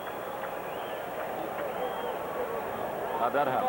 Well, as soon as he kicked the ball, I thought it was always when they touched it. When you touch it, that's what I said. How did time run off the clock? And the way these two teams go up and down the field, that makes sure somebody... 5-yard penalty, free kick. All right, JoJo Townsend. Watch Young. He's going to look to his left, and now he's coming back to his right. He sees JoJo in the end zone. Watch where this ball is put. Is that perfect pass or not? Right in his hands. Right in the chest. Now from the 30-yard line, as Townsell goes out on replays, and Dejas has been called for a lot of long kicks tonight. Missed a 60-yard field goal attempt, missed a 50-yard field goal attempt.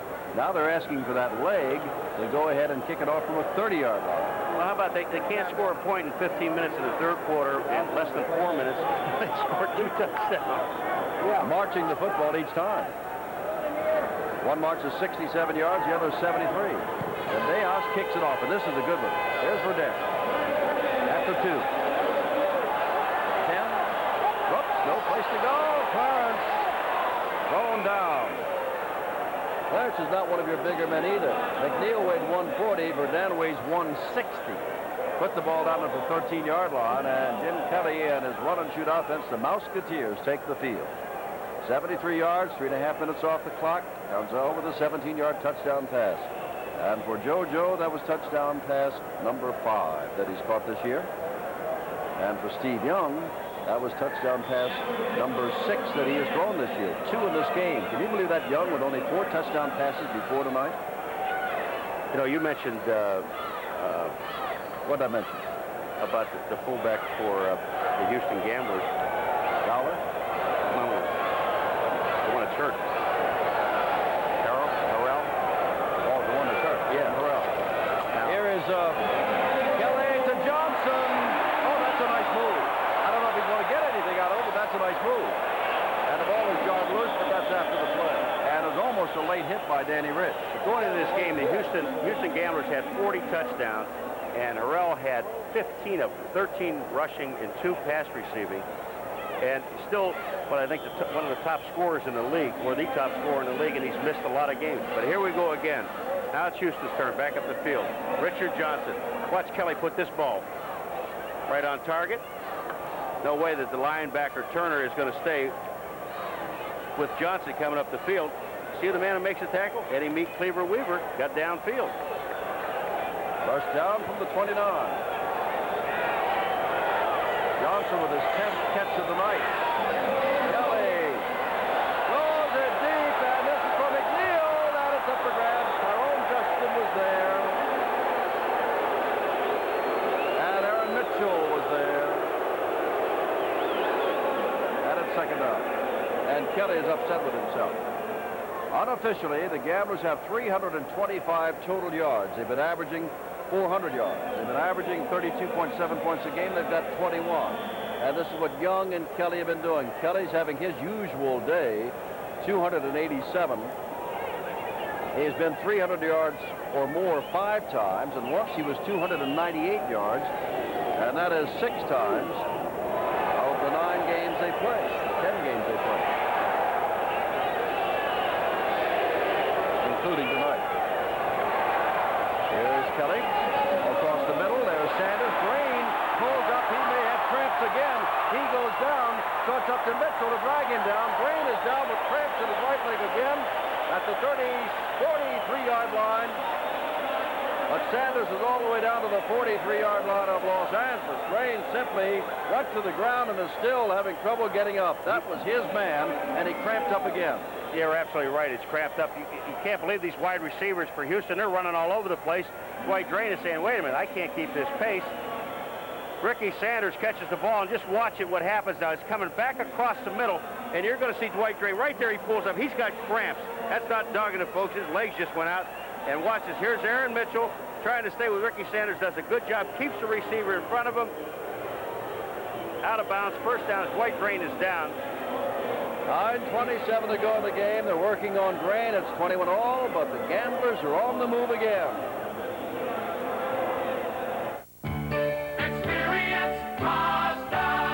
One look tells you the Mazda 626 Sport Sedan is no ordinary front-wheel drive sedan. Its comfortable interior includes a driver's seat that adjusts 6 ways and split fold-down rear seats that lead to a huge trunk. And while you expect the 626 to be an exceptional value, its value as a road car is exceptional indeed. The more you look, the more you like. The Mazda Experience.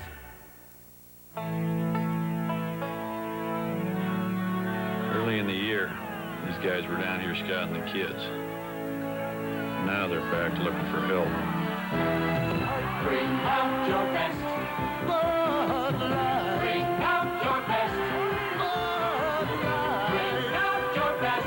The best has a taste all its own. Bob, you got a minute? Enjoy it. Bud Light. Saturday, catch the battle for Florida football bragging rights. USFL archfoes Tampa Bay and Jacksonville dig in for a win. Live Saturday.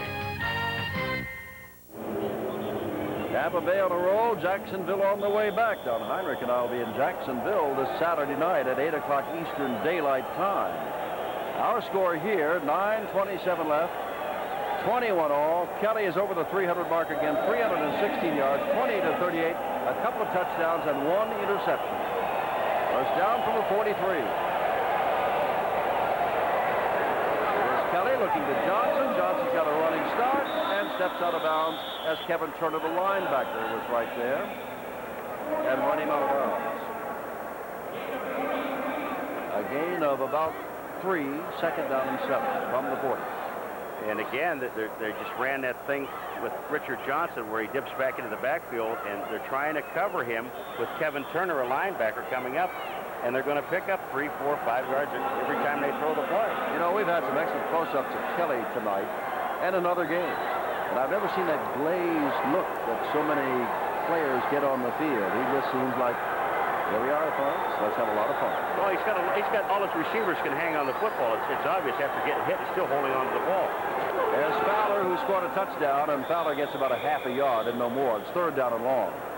This time they were waiting for Todd Fowler, the man substituting for Sam Harrell. And Fletcher Jenkins has had a good night and was in on that. Fowler that time, they ran that little sprint draw to Fowler, and they ran it in the dirt, and Fowler never got his feet underneath him, and he slipped as he was going into the infield, which would be second base, right? That'd be second. Second base. I like that, second base. The Gamblers have won their last 3 in a row over Washington, Oakland, and Arizona, and how they embarrassed Arizona. Third down and 7. This is no embarrassment for either team tonight, tied at 21. Kelly gets it across the middle for Sanders. Flag goes down. He was held on the way down. That'll be a 15-yard penalty, first down. The way Mitchell's coming back upfield, he might have been the one that did it.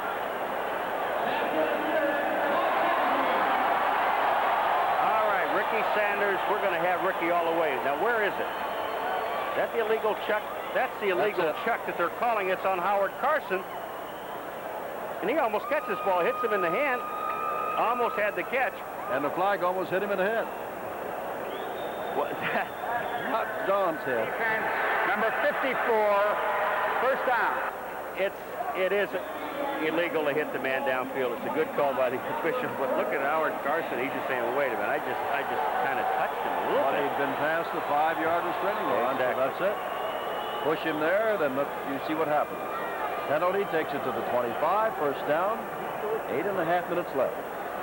High game, good game. Moser right, McNeil left. I see a 28-28 overtime. Okay with me.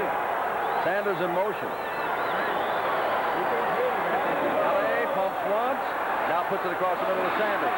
Sanders, down he goes, and he'll keep the clock running across the way. Shy of the first down, John Truitt over there leading the rest of the tacklers. Sanders has had a good night, along with Richard Johnson.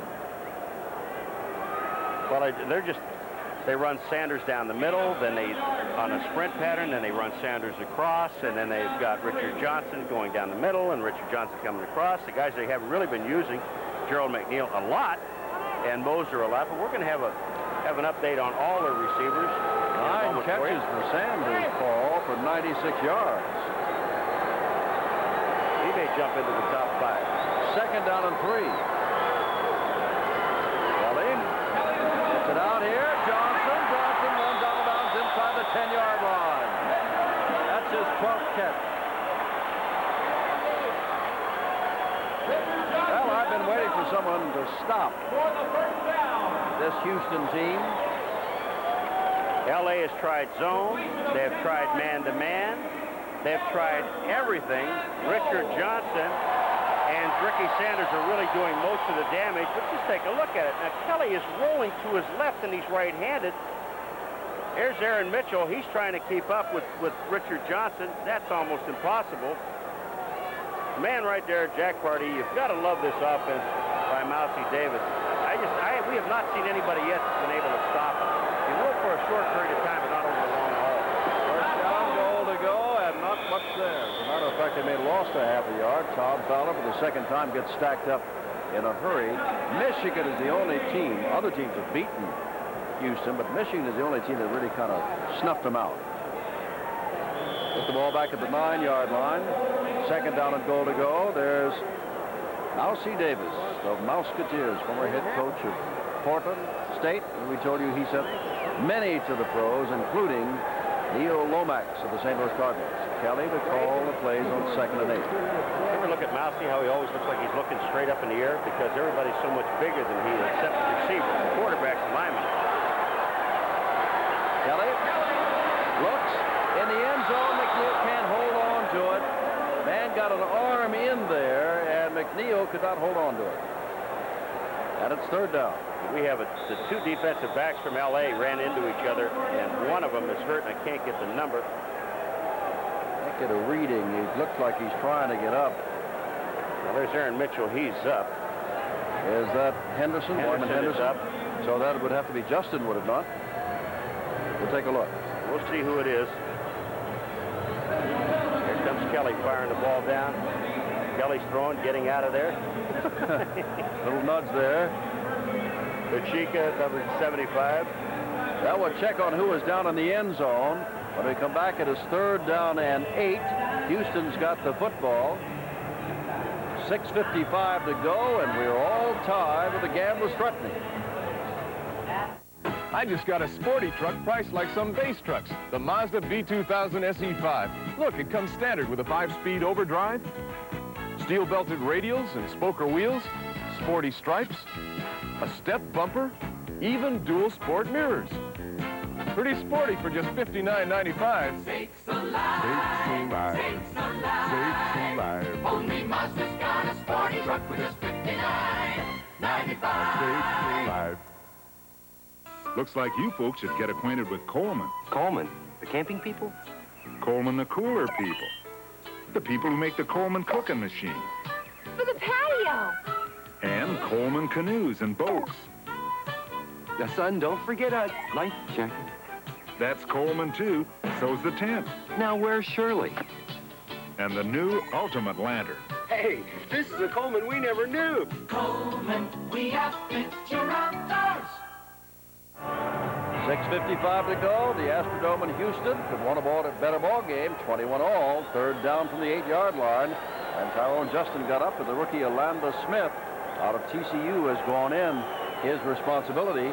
All right, here's Kelly. Look at him out, Jim. And now he's looking all the way at Gerald McNeil. Now here comes Tyrone Justin, and who does he hit? That's a linebacker, Howard Carson, number 54. Third down. 21 all. You know, the Gamblers love to gamble. They want the 7. If they get it, still plenty of time for Los Angeles. Johnson in motion. Kelly fakes, going the other way. Running out of time, puts it in the end zone. Can be intercepted and dropped by Troy West. Dropped. Would have come out to the 20. Would have been all over. Instead, it's 4th down and 8. And here comes Tony Fritz, the kicker. And this ball, Kelly just knows he's in trouble. The defense is covering very well, and the pressure is coming on the outside. That's Fletcher Jenkins, number 90, and Weaver, number 61. But look at this wounded duck, and it's just right there. West, all he has to do is hold on to the ball. It's right in your hands, son. Twice. Oh, now Fritz was a very accurate short kicker. He missed for the first time tonight. Will try from 26 yards out.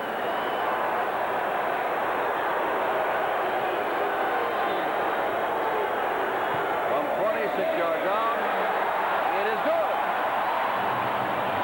And with 6:43 to go, Houston is on top by 3.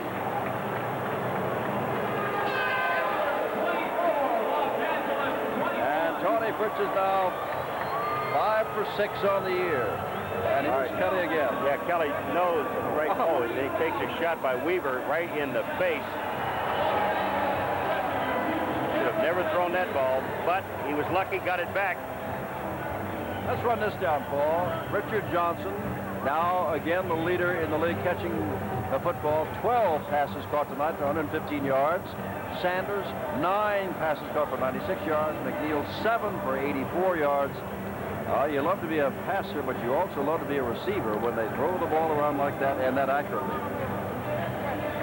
They just, again, and not to repeat ourselves, but again, they have so many weapons. And believe me, the LA Express defensively, even though the score is 24-21, I thought they've done an excellent job. But again, we're coming in here with 2 weeks in a row where Kelly is going up against the #1 pass defense in the United States Football League. A week ago, Arizona, he drilled them to death. Now he's over 300 yards against the #1 pass defense, not after tonight, but going into the night, the LA Express. We'll have to look up and see who's #1 next week and when they get Houston, because Kelly does a job on him. Now it is up to Steve Young. Remember the last time that Houston in this quarter drove 67 yards to have Fowler run it over 4 yards out. They came right back, the Express, and went 73 yards. With a final of 17, a pass from Young to Townsend to tie it up. Now they're down by 3 with Fritz to kick off.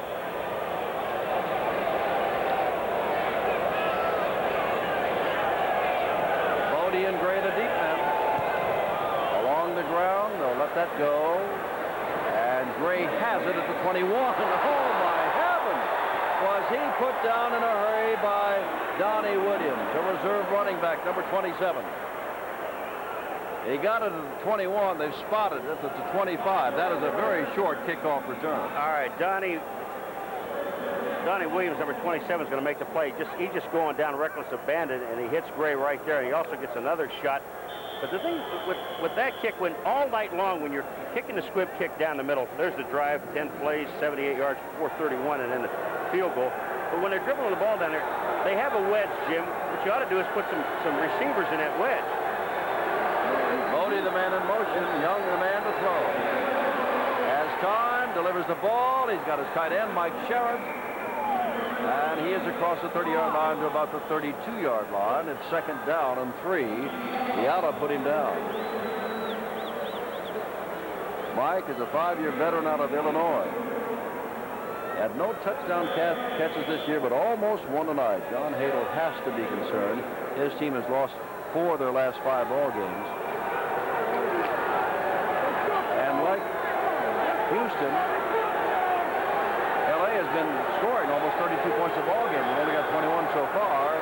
Straight ahead is Mel Gray, who might be still wondering after this game about that ball that he dove over the line of scrimmage at the 1-foot line. We saw, by our angle, his feet clearly in the end zone. Of course, the ball's got to be in the end zone. Maybe he was bent back, but it looked like he had scored. It was disallowed. And back came the Gamblers. 5:15 to go. First down. Freddie Scott wide to the left. Jojo Townsend to the right.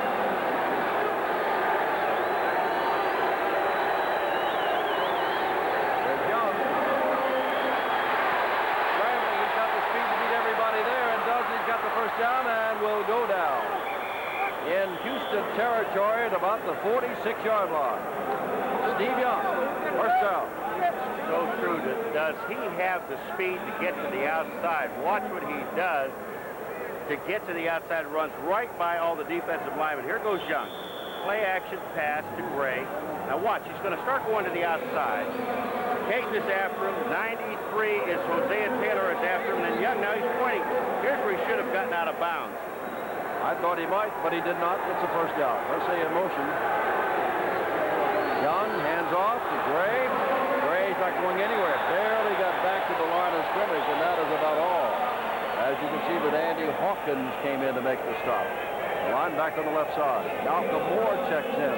Hersey comes out. 2nd down and 10. Clock is running below the 4-minute mark. 24-21, Houston.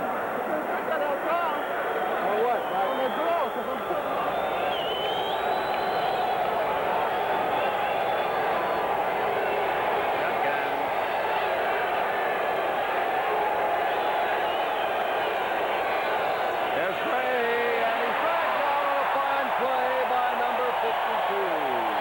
to Tony Fitzpatrick. He just fired off the line of scrimmage. A rookie out of Miami. Wait a minute, we got a discussion, or do we have a flag? We have a flag down at the 45, but watch Fitzpatrick. Nobody seals off Fitzpatrick on the play. And Jeff Hart was the man that was supposed to seal him off. He just blew in there. Wait a minute, what do we got? Against Los Angeles.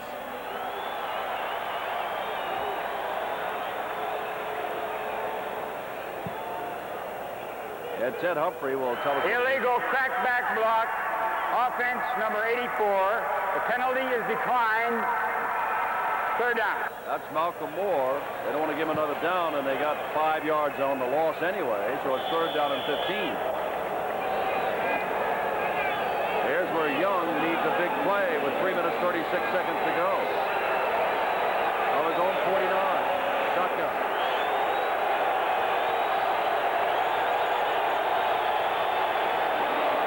Young is going to be open. It's out. Still in trouble. Still. He's there. He makes another, still on his feet. And down he goes at fourth down. And picked up about 6 yards on the play. The agility of Kelly and Young, their passing ability, we have seen a display tonight. At the moment, Kelly has all the statistics, and Houston's got the 3-point lead. Fourth down. Jim, at the end of this, Steve Young's legs just failed him. He did enough cuts and enough moves. Watch it. Here's Young back. Okay, Caton is the man that misses him there. Hosea Taylor comes over, he gets blocked. There's another miss there. Watch his legs are starting to fade a little bit. 4. And he finally gets hit by Eason, number 34, the safety. Hundreds to kick the ball high. And it goes out of bounds at about the 5-yard line. They always send Wyman Henderson down the left side, and Partridge almost kicks that ball to him as a forward pass. Once he fumbled it just into the end zone. The other time he caught it at the 5. This time, Wyman didn't have to do anything with it because it went out of bounds on the 5 on its own. Partridge, outstanding kicking tonight. Darrell of Houston is the scoring leader in the league, even though he hadn't played in a couple of weeks. For those 15 touchdowns.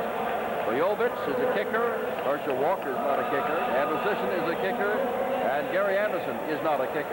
They're the top scorers in the USFL. That's how much time we've got left in this 24-21 ball game. We promised to 1,000 yards. We promised to 60 points. You're going to get neither, but you got a good ball game. Certainly do. The way that scoreboard is right now, there's 680 yards total.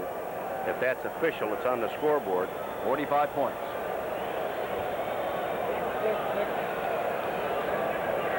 Kelly and Houston, more than Los Angeles, have started inside their 10-yard line no fewer than 4 times. I think he likes it down here. Kelly looking for Johnson again. There he is. And Justin makes the hit. Out of bounds, stops the clock, 2:33. We got to start thinking about an minute MVP. Am I thinking the same way you are? Well, it could be Kelly who delivers the ball, or he could go to a number of his receivers who catch the ball, and they've got a bundle of them tonight. That's 13 for Johnson. You know, you almost wonder whether or not you should give him a minute MVP to Kelly because over 300 yards, because he does it all the time. I mean, that's kind of routine for him. Well, it's standard. 2nd and 7. Ball game isn't over yet. Kelly wants to hold him here, get the ball back. Kelly, and down he goes. And that will help L.A. It'll be 3rd down and long. And a flag is down, and let's see whether or not there's a face mask or roughing. They'll be holding against the Houston Gamblers. I would refuse this penalty because I'm sure they will.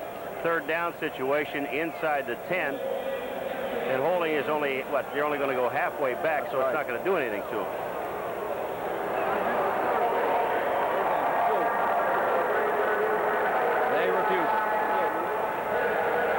Donnie Martin was the man called. Coaches not confident at all about this game. Cadle on one side, Party on the other. Because right now, Houston, Jim Kelly and company have to get out of a hole, or their punter, Walters, will be kicking from his own end zone. 3rd down and 8 to go. they got Johnson going to go right down the middle of the field. Now they're going to put him in motion. As Kelly gets the ball out, Fowler looking for the first down and has it. Big play.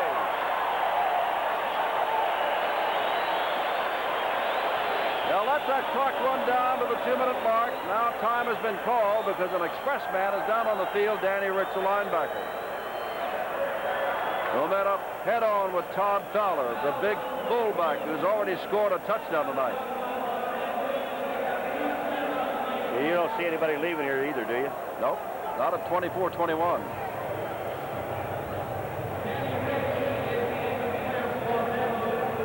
Rich trying to get up, but let's take a look at this big play. All right, Fowler, you're going to watch him. He sets up, and the middle linebacker's the man that has to get him. Look at the screen, and here's all the blocking. Everybody's out front. Martin, Vulture, 60, 63. Frank Khalil's got his block in the middle, and there's the first down, and Rich is the man that hit him, number 53, and is down.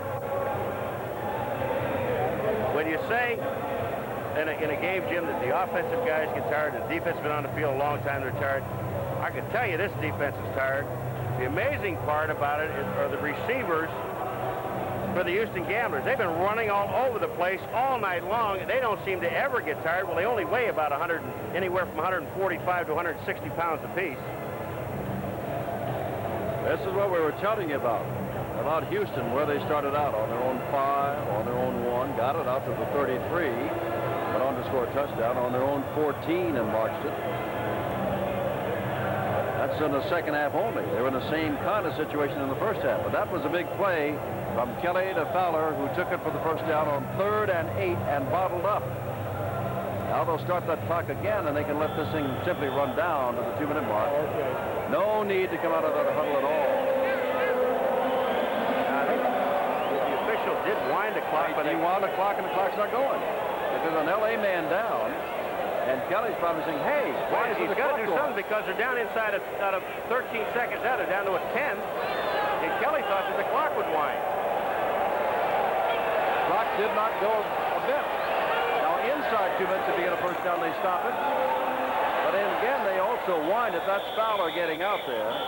And now we'll get down to the 2-minute mark.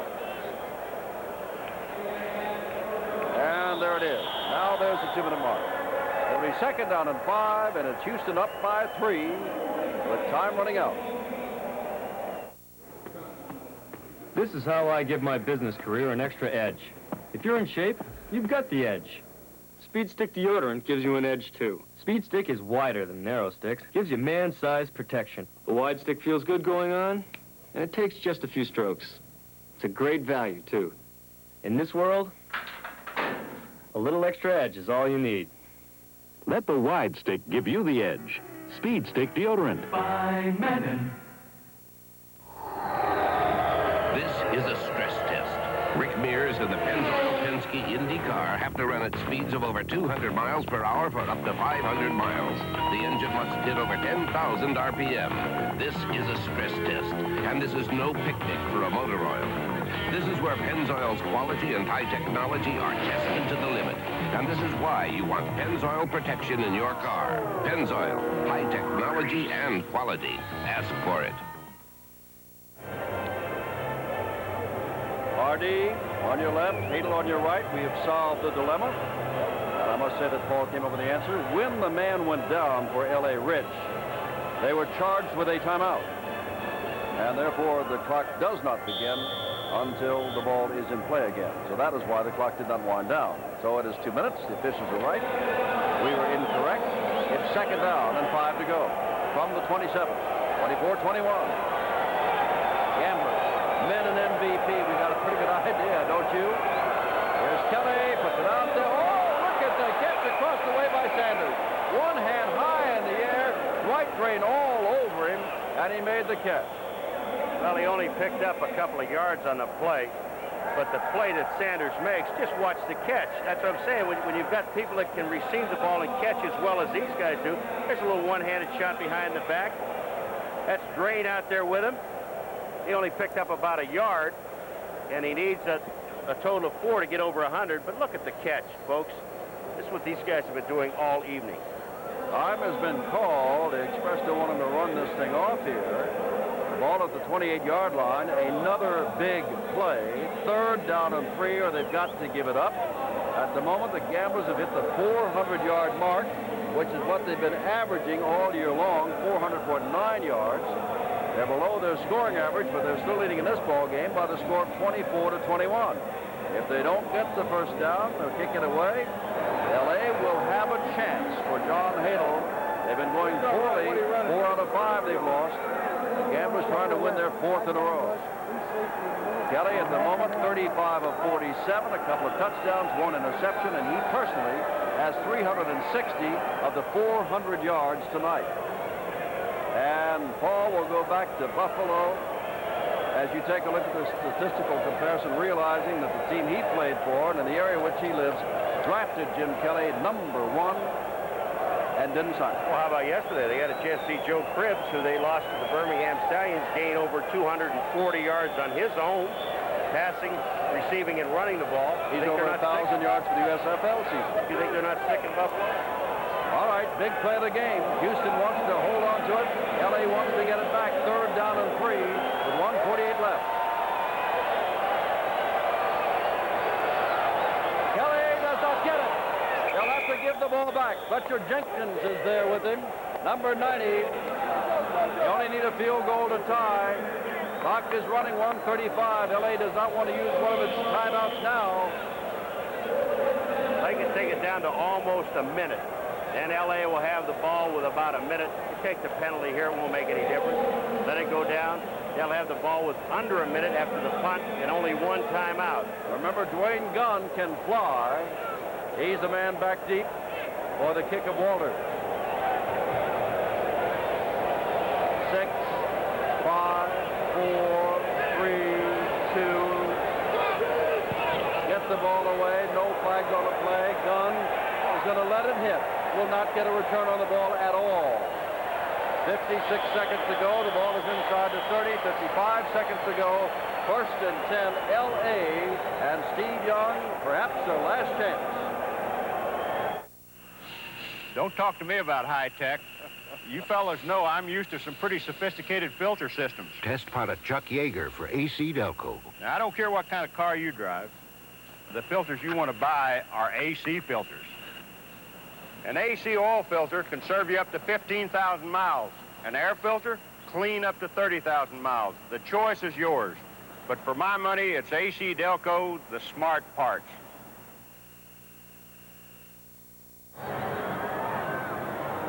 The stage is set.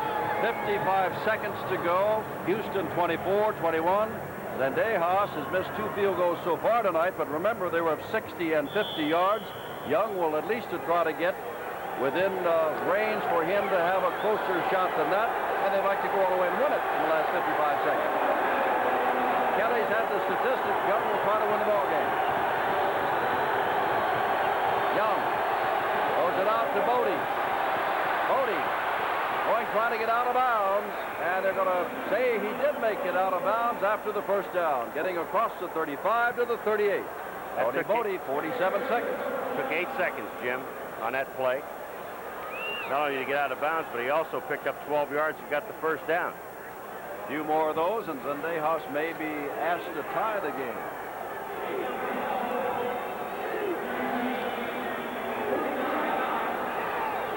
"47 seconds. The clock will not start till the snap of the ball since Bodie got out of bounds. Mark the nose of the ball almost on the 39.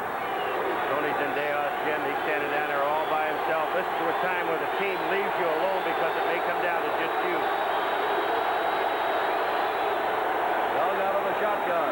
Young across the middle. Has his man, and Bodie's got another first down. That will stop the clock while they move the sticks.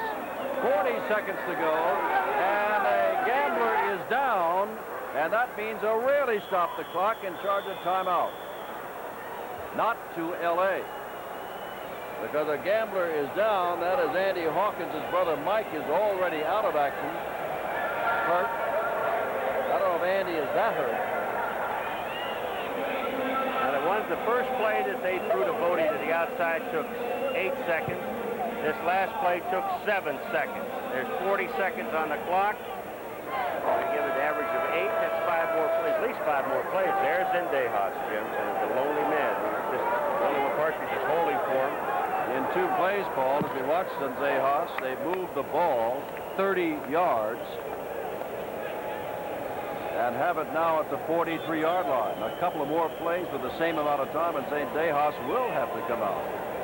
Well, you weren't that far off on your 1,000, Jim. Right now, we're talking 736, 37 yards in total offense unofficially on the board. Young, 16, 24 out of 24, 2 touchdowns, no interceptions, no fumbles lost in this game. 205 yards passing for Young. Well, there was a fumble. Remember when Fletcher Jenkins hit Jim Kelly and Meat Cleaver Weaver picked it up and ran it 22 yards for a touchdown? Right. That's like when I asked John Hadle last week, was there fun in this ball game? He asked that question to them and said, hey, Coach, they ran the ball back 72 yards for a touchdown against you. He forgot all about it with what everything else went on. They're still working on Hawkins, so it could be much more serious than what it at first appeared. There's a lot of improvement on this LA Express team. Now, they led the league in fumbles with 27 going into the game. Now, they did fumble a couple of times in the ball game, but they got the ball back by their offense. So they didn't turn the ball over. Hawkins has had ankle problems. We have no idea what it is as he is helped up.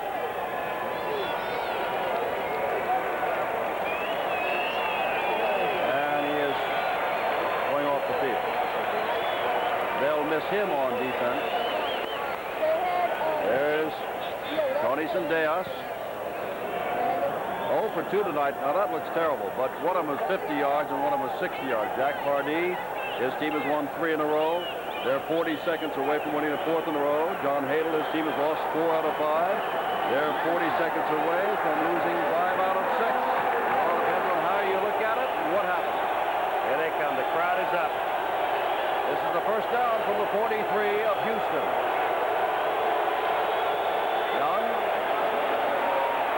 Young, look out. He's going to run the football and better get out of bounds. No, he cuts it back inside. Inside the 30, they better call time. 30 seconds to go.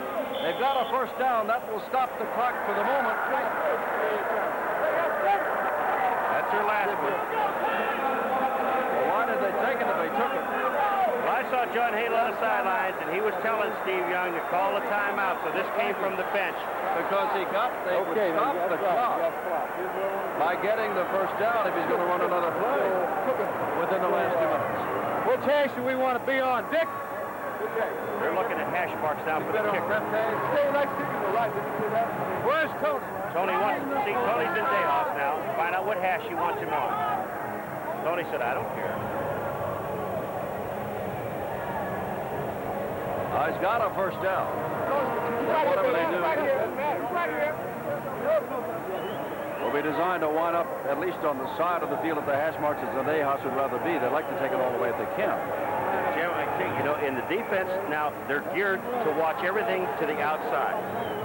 But a lot of times, what's open is right down the middle, right down the pipe. And if you're going to throw it, you throw it into the end zone to the back of the end zone. You got to. Otherwise, if it's complete down the middle, you may not have time to get your kicking team on to tie this thing up. Well, that clock will, again, and it is important that everybody realizes that inside the 2 minutes now that the clock will stop on first downs until the markers are set. So that would give L.A. time to get to the ball, Young to get a pass, and just throw it out of bounds. If they get a first down. If they get a first down. If they don't, they still have 30 seconds. They have plenty of time. Oh, yeah. Tennis, anyone? It's first down from a 28, 24, 21, the Gamblers. But Express have the ball, first down.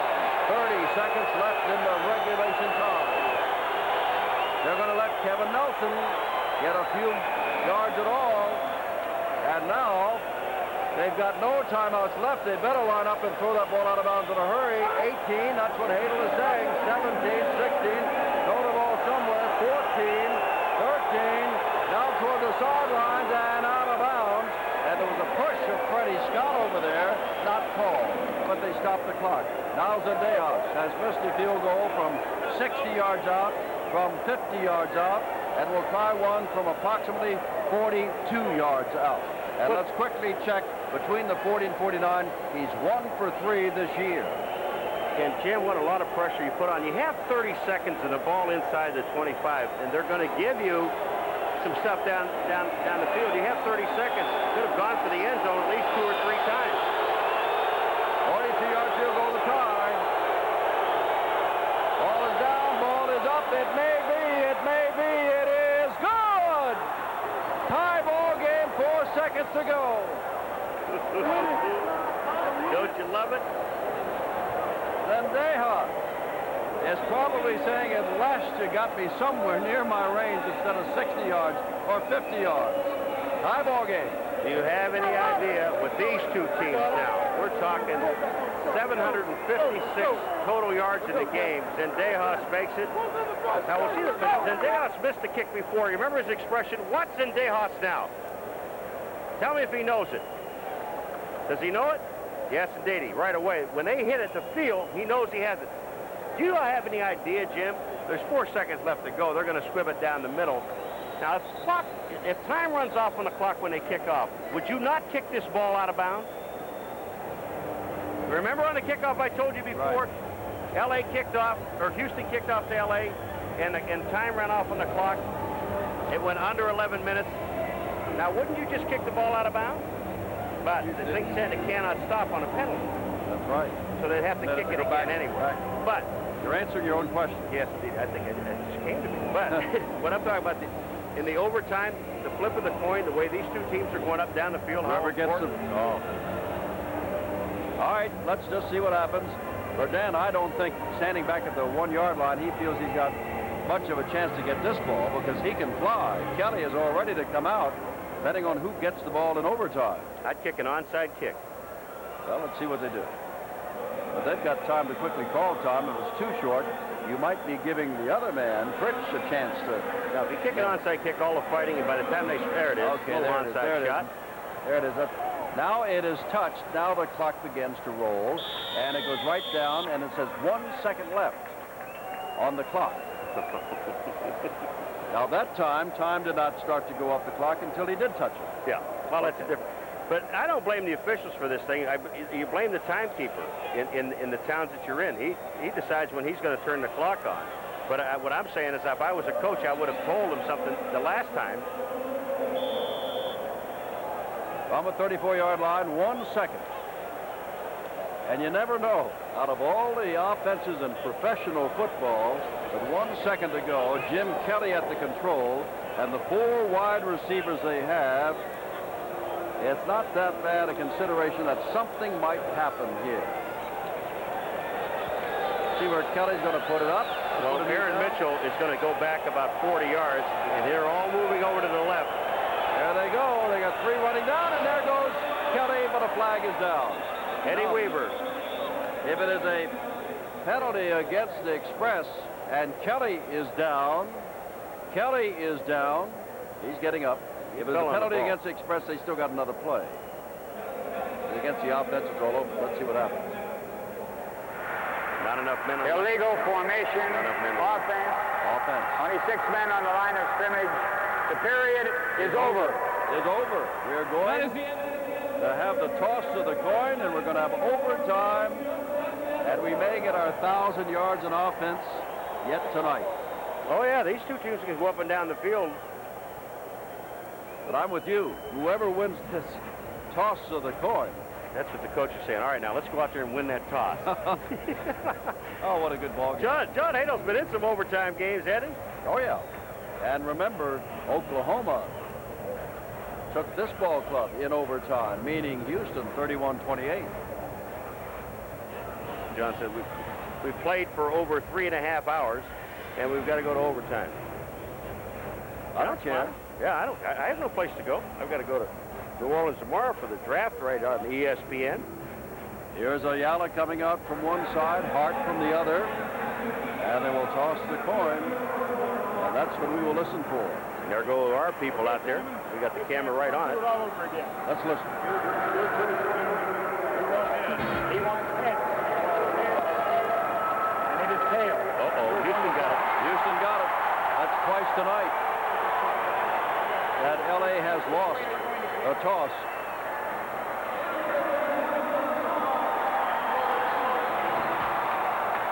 Don't point your finger at me. What do you want to say? I'm going to tell you why L.A. decides to kick that way. Why? To the right. Because when they get the ball and they're going to try and field goal, Jim, they don't want to have any chance of being in that dirt where they can slip and fall.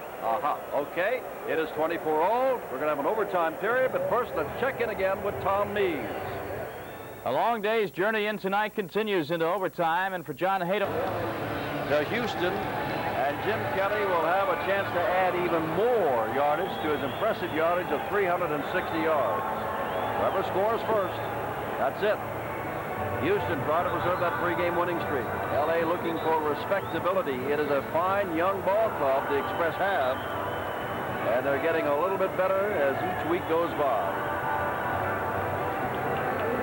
A lot of the fans that left him are now sprinting back. They didn't realize that it'd be this short a turnaround before the kickoff.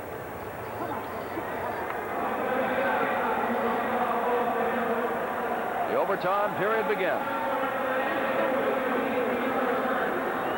Dan is the deep man in the middle. And Deus continues to warm up. The official has not yet signaled, let's get going. Matter of fact, he is still along the sideline on the far side.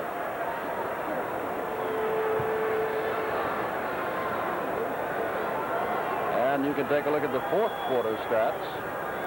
I should say through 4 quarters, 421 yards for Houston, 358. Getting closer to that 1,000-yard mark. Los Angeles has had the ball about 4.5 minutes longer than has Houston, but it's all tied. 24-all.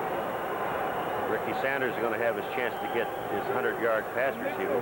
Maybe even McNeil. We might have three players with over 100 yards before this is over with. And Humphrey is still watching the clock. The players have been ready for at least a minute and a half. But there's a period you must wait between the end of the game and the beginning of the overtime, and Ted Humphrey is holding that clock. They get 2 timeouts each in the overtime. Dan back into the end zone. Young speedster. And down he goes at the 15-yard line. And here comes Houston again. They've had to move out from within their own 20-yard line a bundle of times. Kelly in regular play, meaning in the 4 quarters, 35 of 47, a couple of touchdowns, 1 interception, and 356 yards. This may be his 400-yard game. He hasn't had one yet, has he? Nope. Over 300 5 times, won a 298-yard game. Now he's over 306 times. Well, here it comes. There's McNeil coming wide to the left. Moser going to the right. 2 slot backs, Johnson and Sanders. Johnson in motion. Kelly throws, and look at this. There is Johnson all the way downfield. First down, 34-yard line. His 14th catch. You know, we still haven't told you the men an MVP because the ball game isn't over yet. But I think you're getting a good idea if you've been watching our game tonight. The man in your picture might have something to do with it.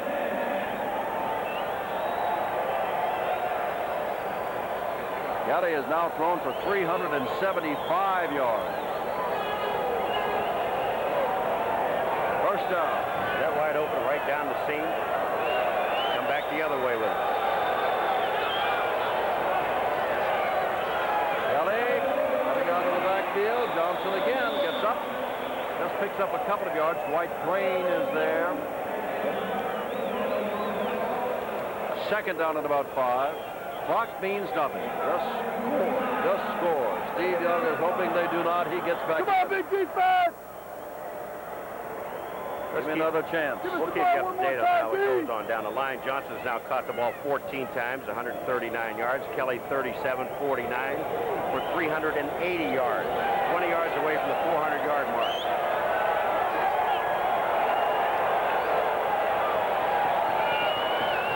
Second down and 5. Kelly. And the ball is picked off by Troy West. Intended for McNeil. West has the ball. Steve Young and the Express will get their chance at the 43-yard line. Look at John Hadel talking to Young. They got a chance. Young is 16 of 25, 2 touchdowns, no interceptions, 205 yards. The Express is celebrating, but now it's up to their offense. All right, this pass, West is going to intercept it. Now, Kelly, remember I was telling you during the game how he's leading his receivers? This time, McNeil, watch where the ball is thrown. Is it behind him? It certainly is, and it gives West. He already had West beat. Had he thrown the ball out in front, McNeil would have had a chance of catching the ball. But Troy West just made an excellent play on the ball, and they have the ball inside the 45-yard line. First down. Even as a Dejas kick would do it. Townsend in motion. Young throws out there to Townsend. He can't hold on to the football. And boy, it was almost intercepted along the sideline. It was up for grabs. Will Lewis was there, and the ball just bounced by him. This is where they take the wide receiver out. Now, this is a screen out to the wide receiver. And Will Lewis makes an excellent play. The linemen are trying to get out. Zimmerman, 56, is out there. This ball pops out of JoJo Townsend's hands and almost caught by Will Lewis. Almost right back into his hand. Second down and 10. We are in overtime at 24 all.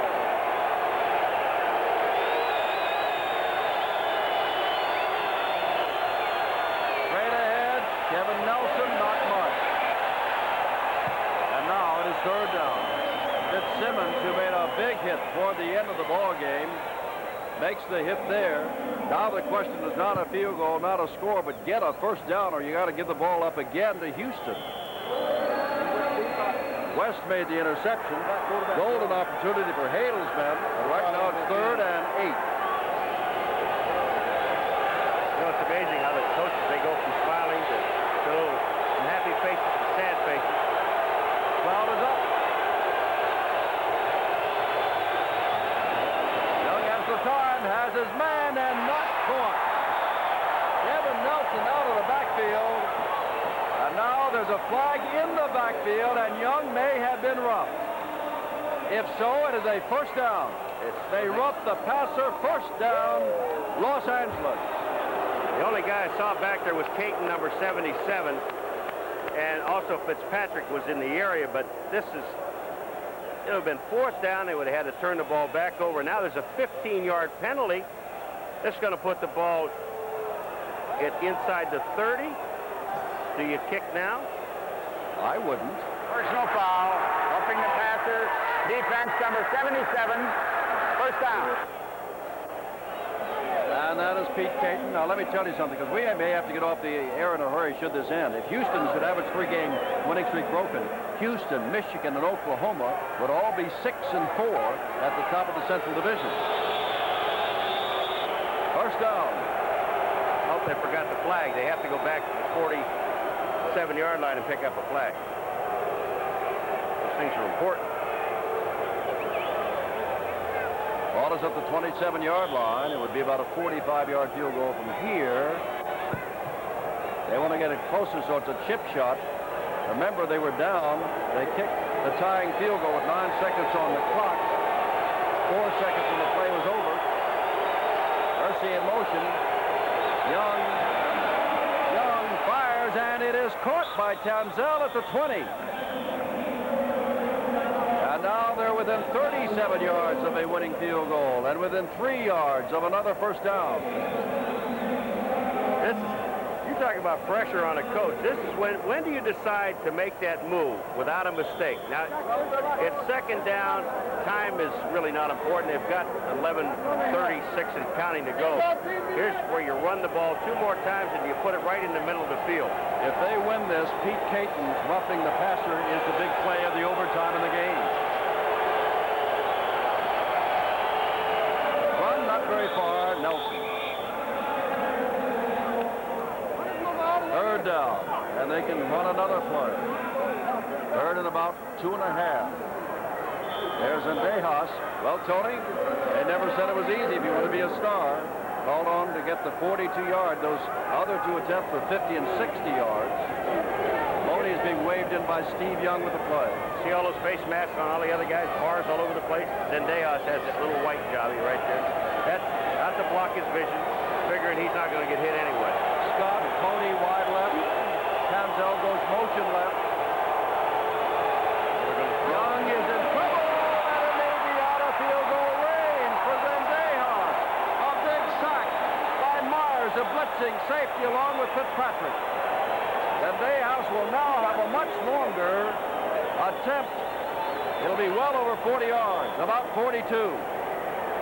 Now remember, his tying field goal was in the same spot, 42 yards away, with 9 seconds on the clock when the play began.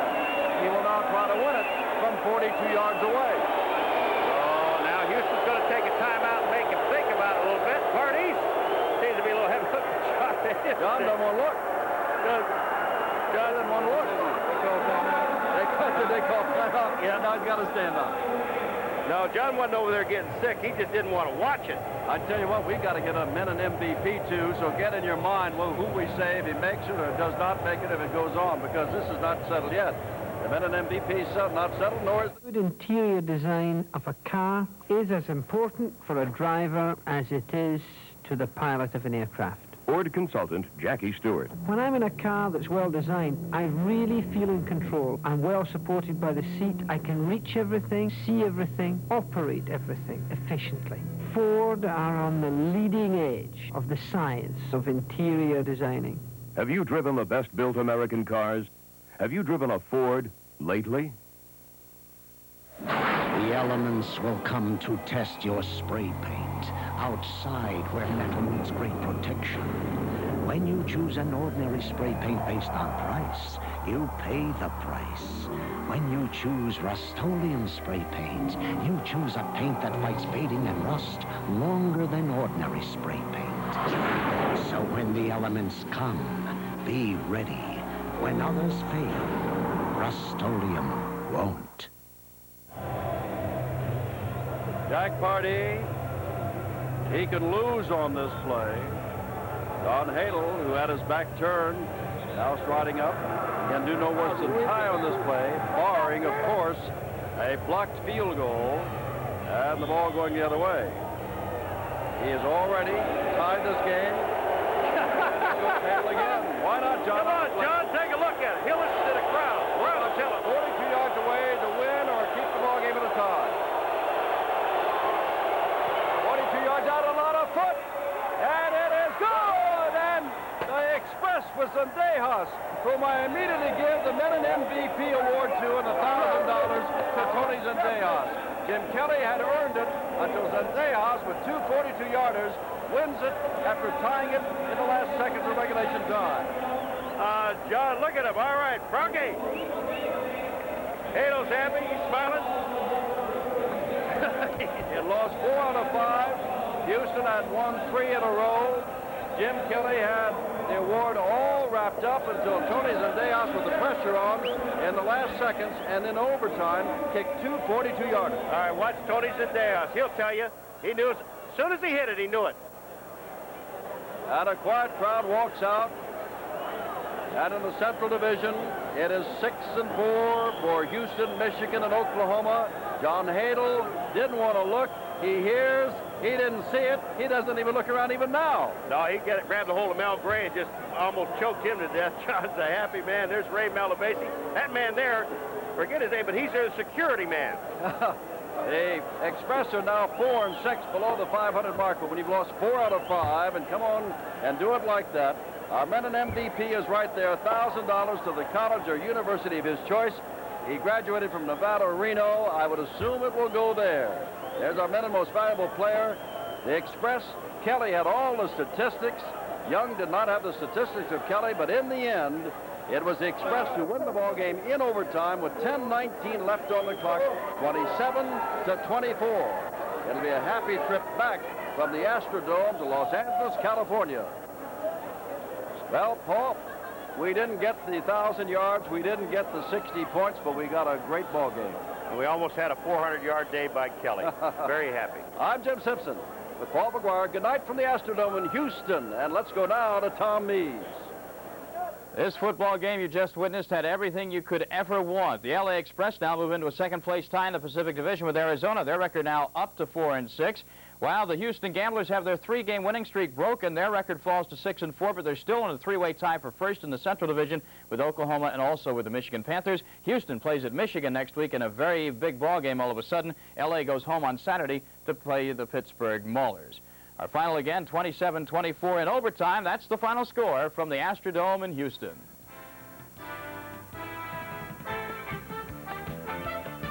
Monday Night USFL on ESPN has been brought to you by Speed Stick Deodorant. The wide stick gives you the edge. Speed Stick Deodorant by Menon. And by AC Delco, General Motors Corporation quality replacement parts for just about anything that moves. AC Delco, the smart parts. Again, 2 big plays in overtime did it for the LA Express. The interception coming up by number 47, Troy West. Jim Kelly of Houston goes back to pass. He looks to his left. All of a sudden throws over the middle, and Johnny on the spot is Troy West for the LA Express. Eventually, Steve Young got him into field goal range and set up little Tony Zendejas, the rookie from Nevada Reno. For the second straight time in this game, he hits a 42-yarder. He sent the game into overtime with a 42-yard field goal, and he wins it right here.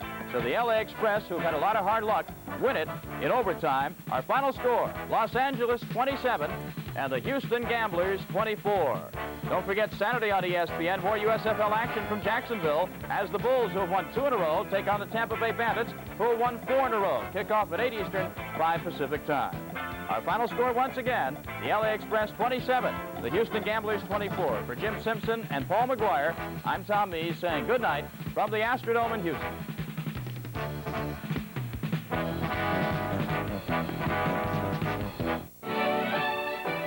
When American business hits the road, American business stops at Hilton. America's business address.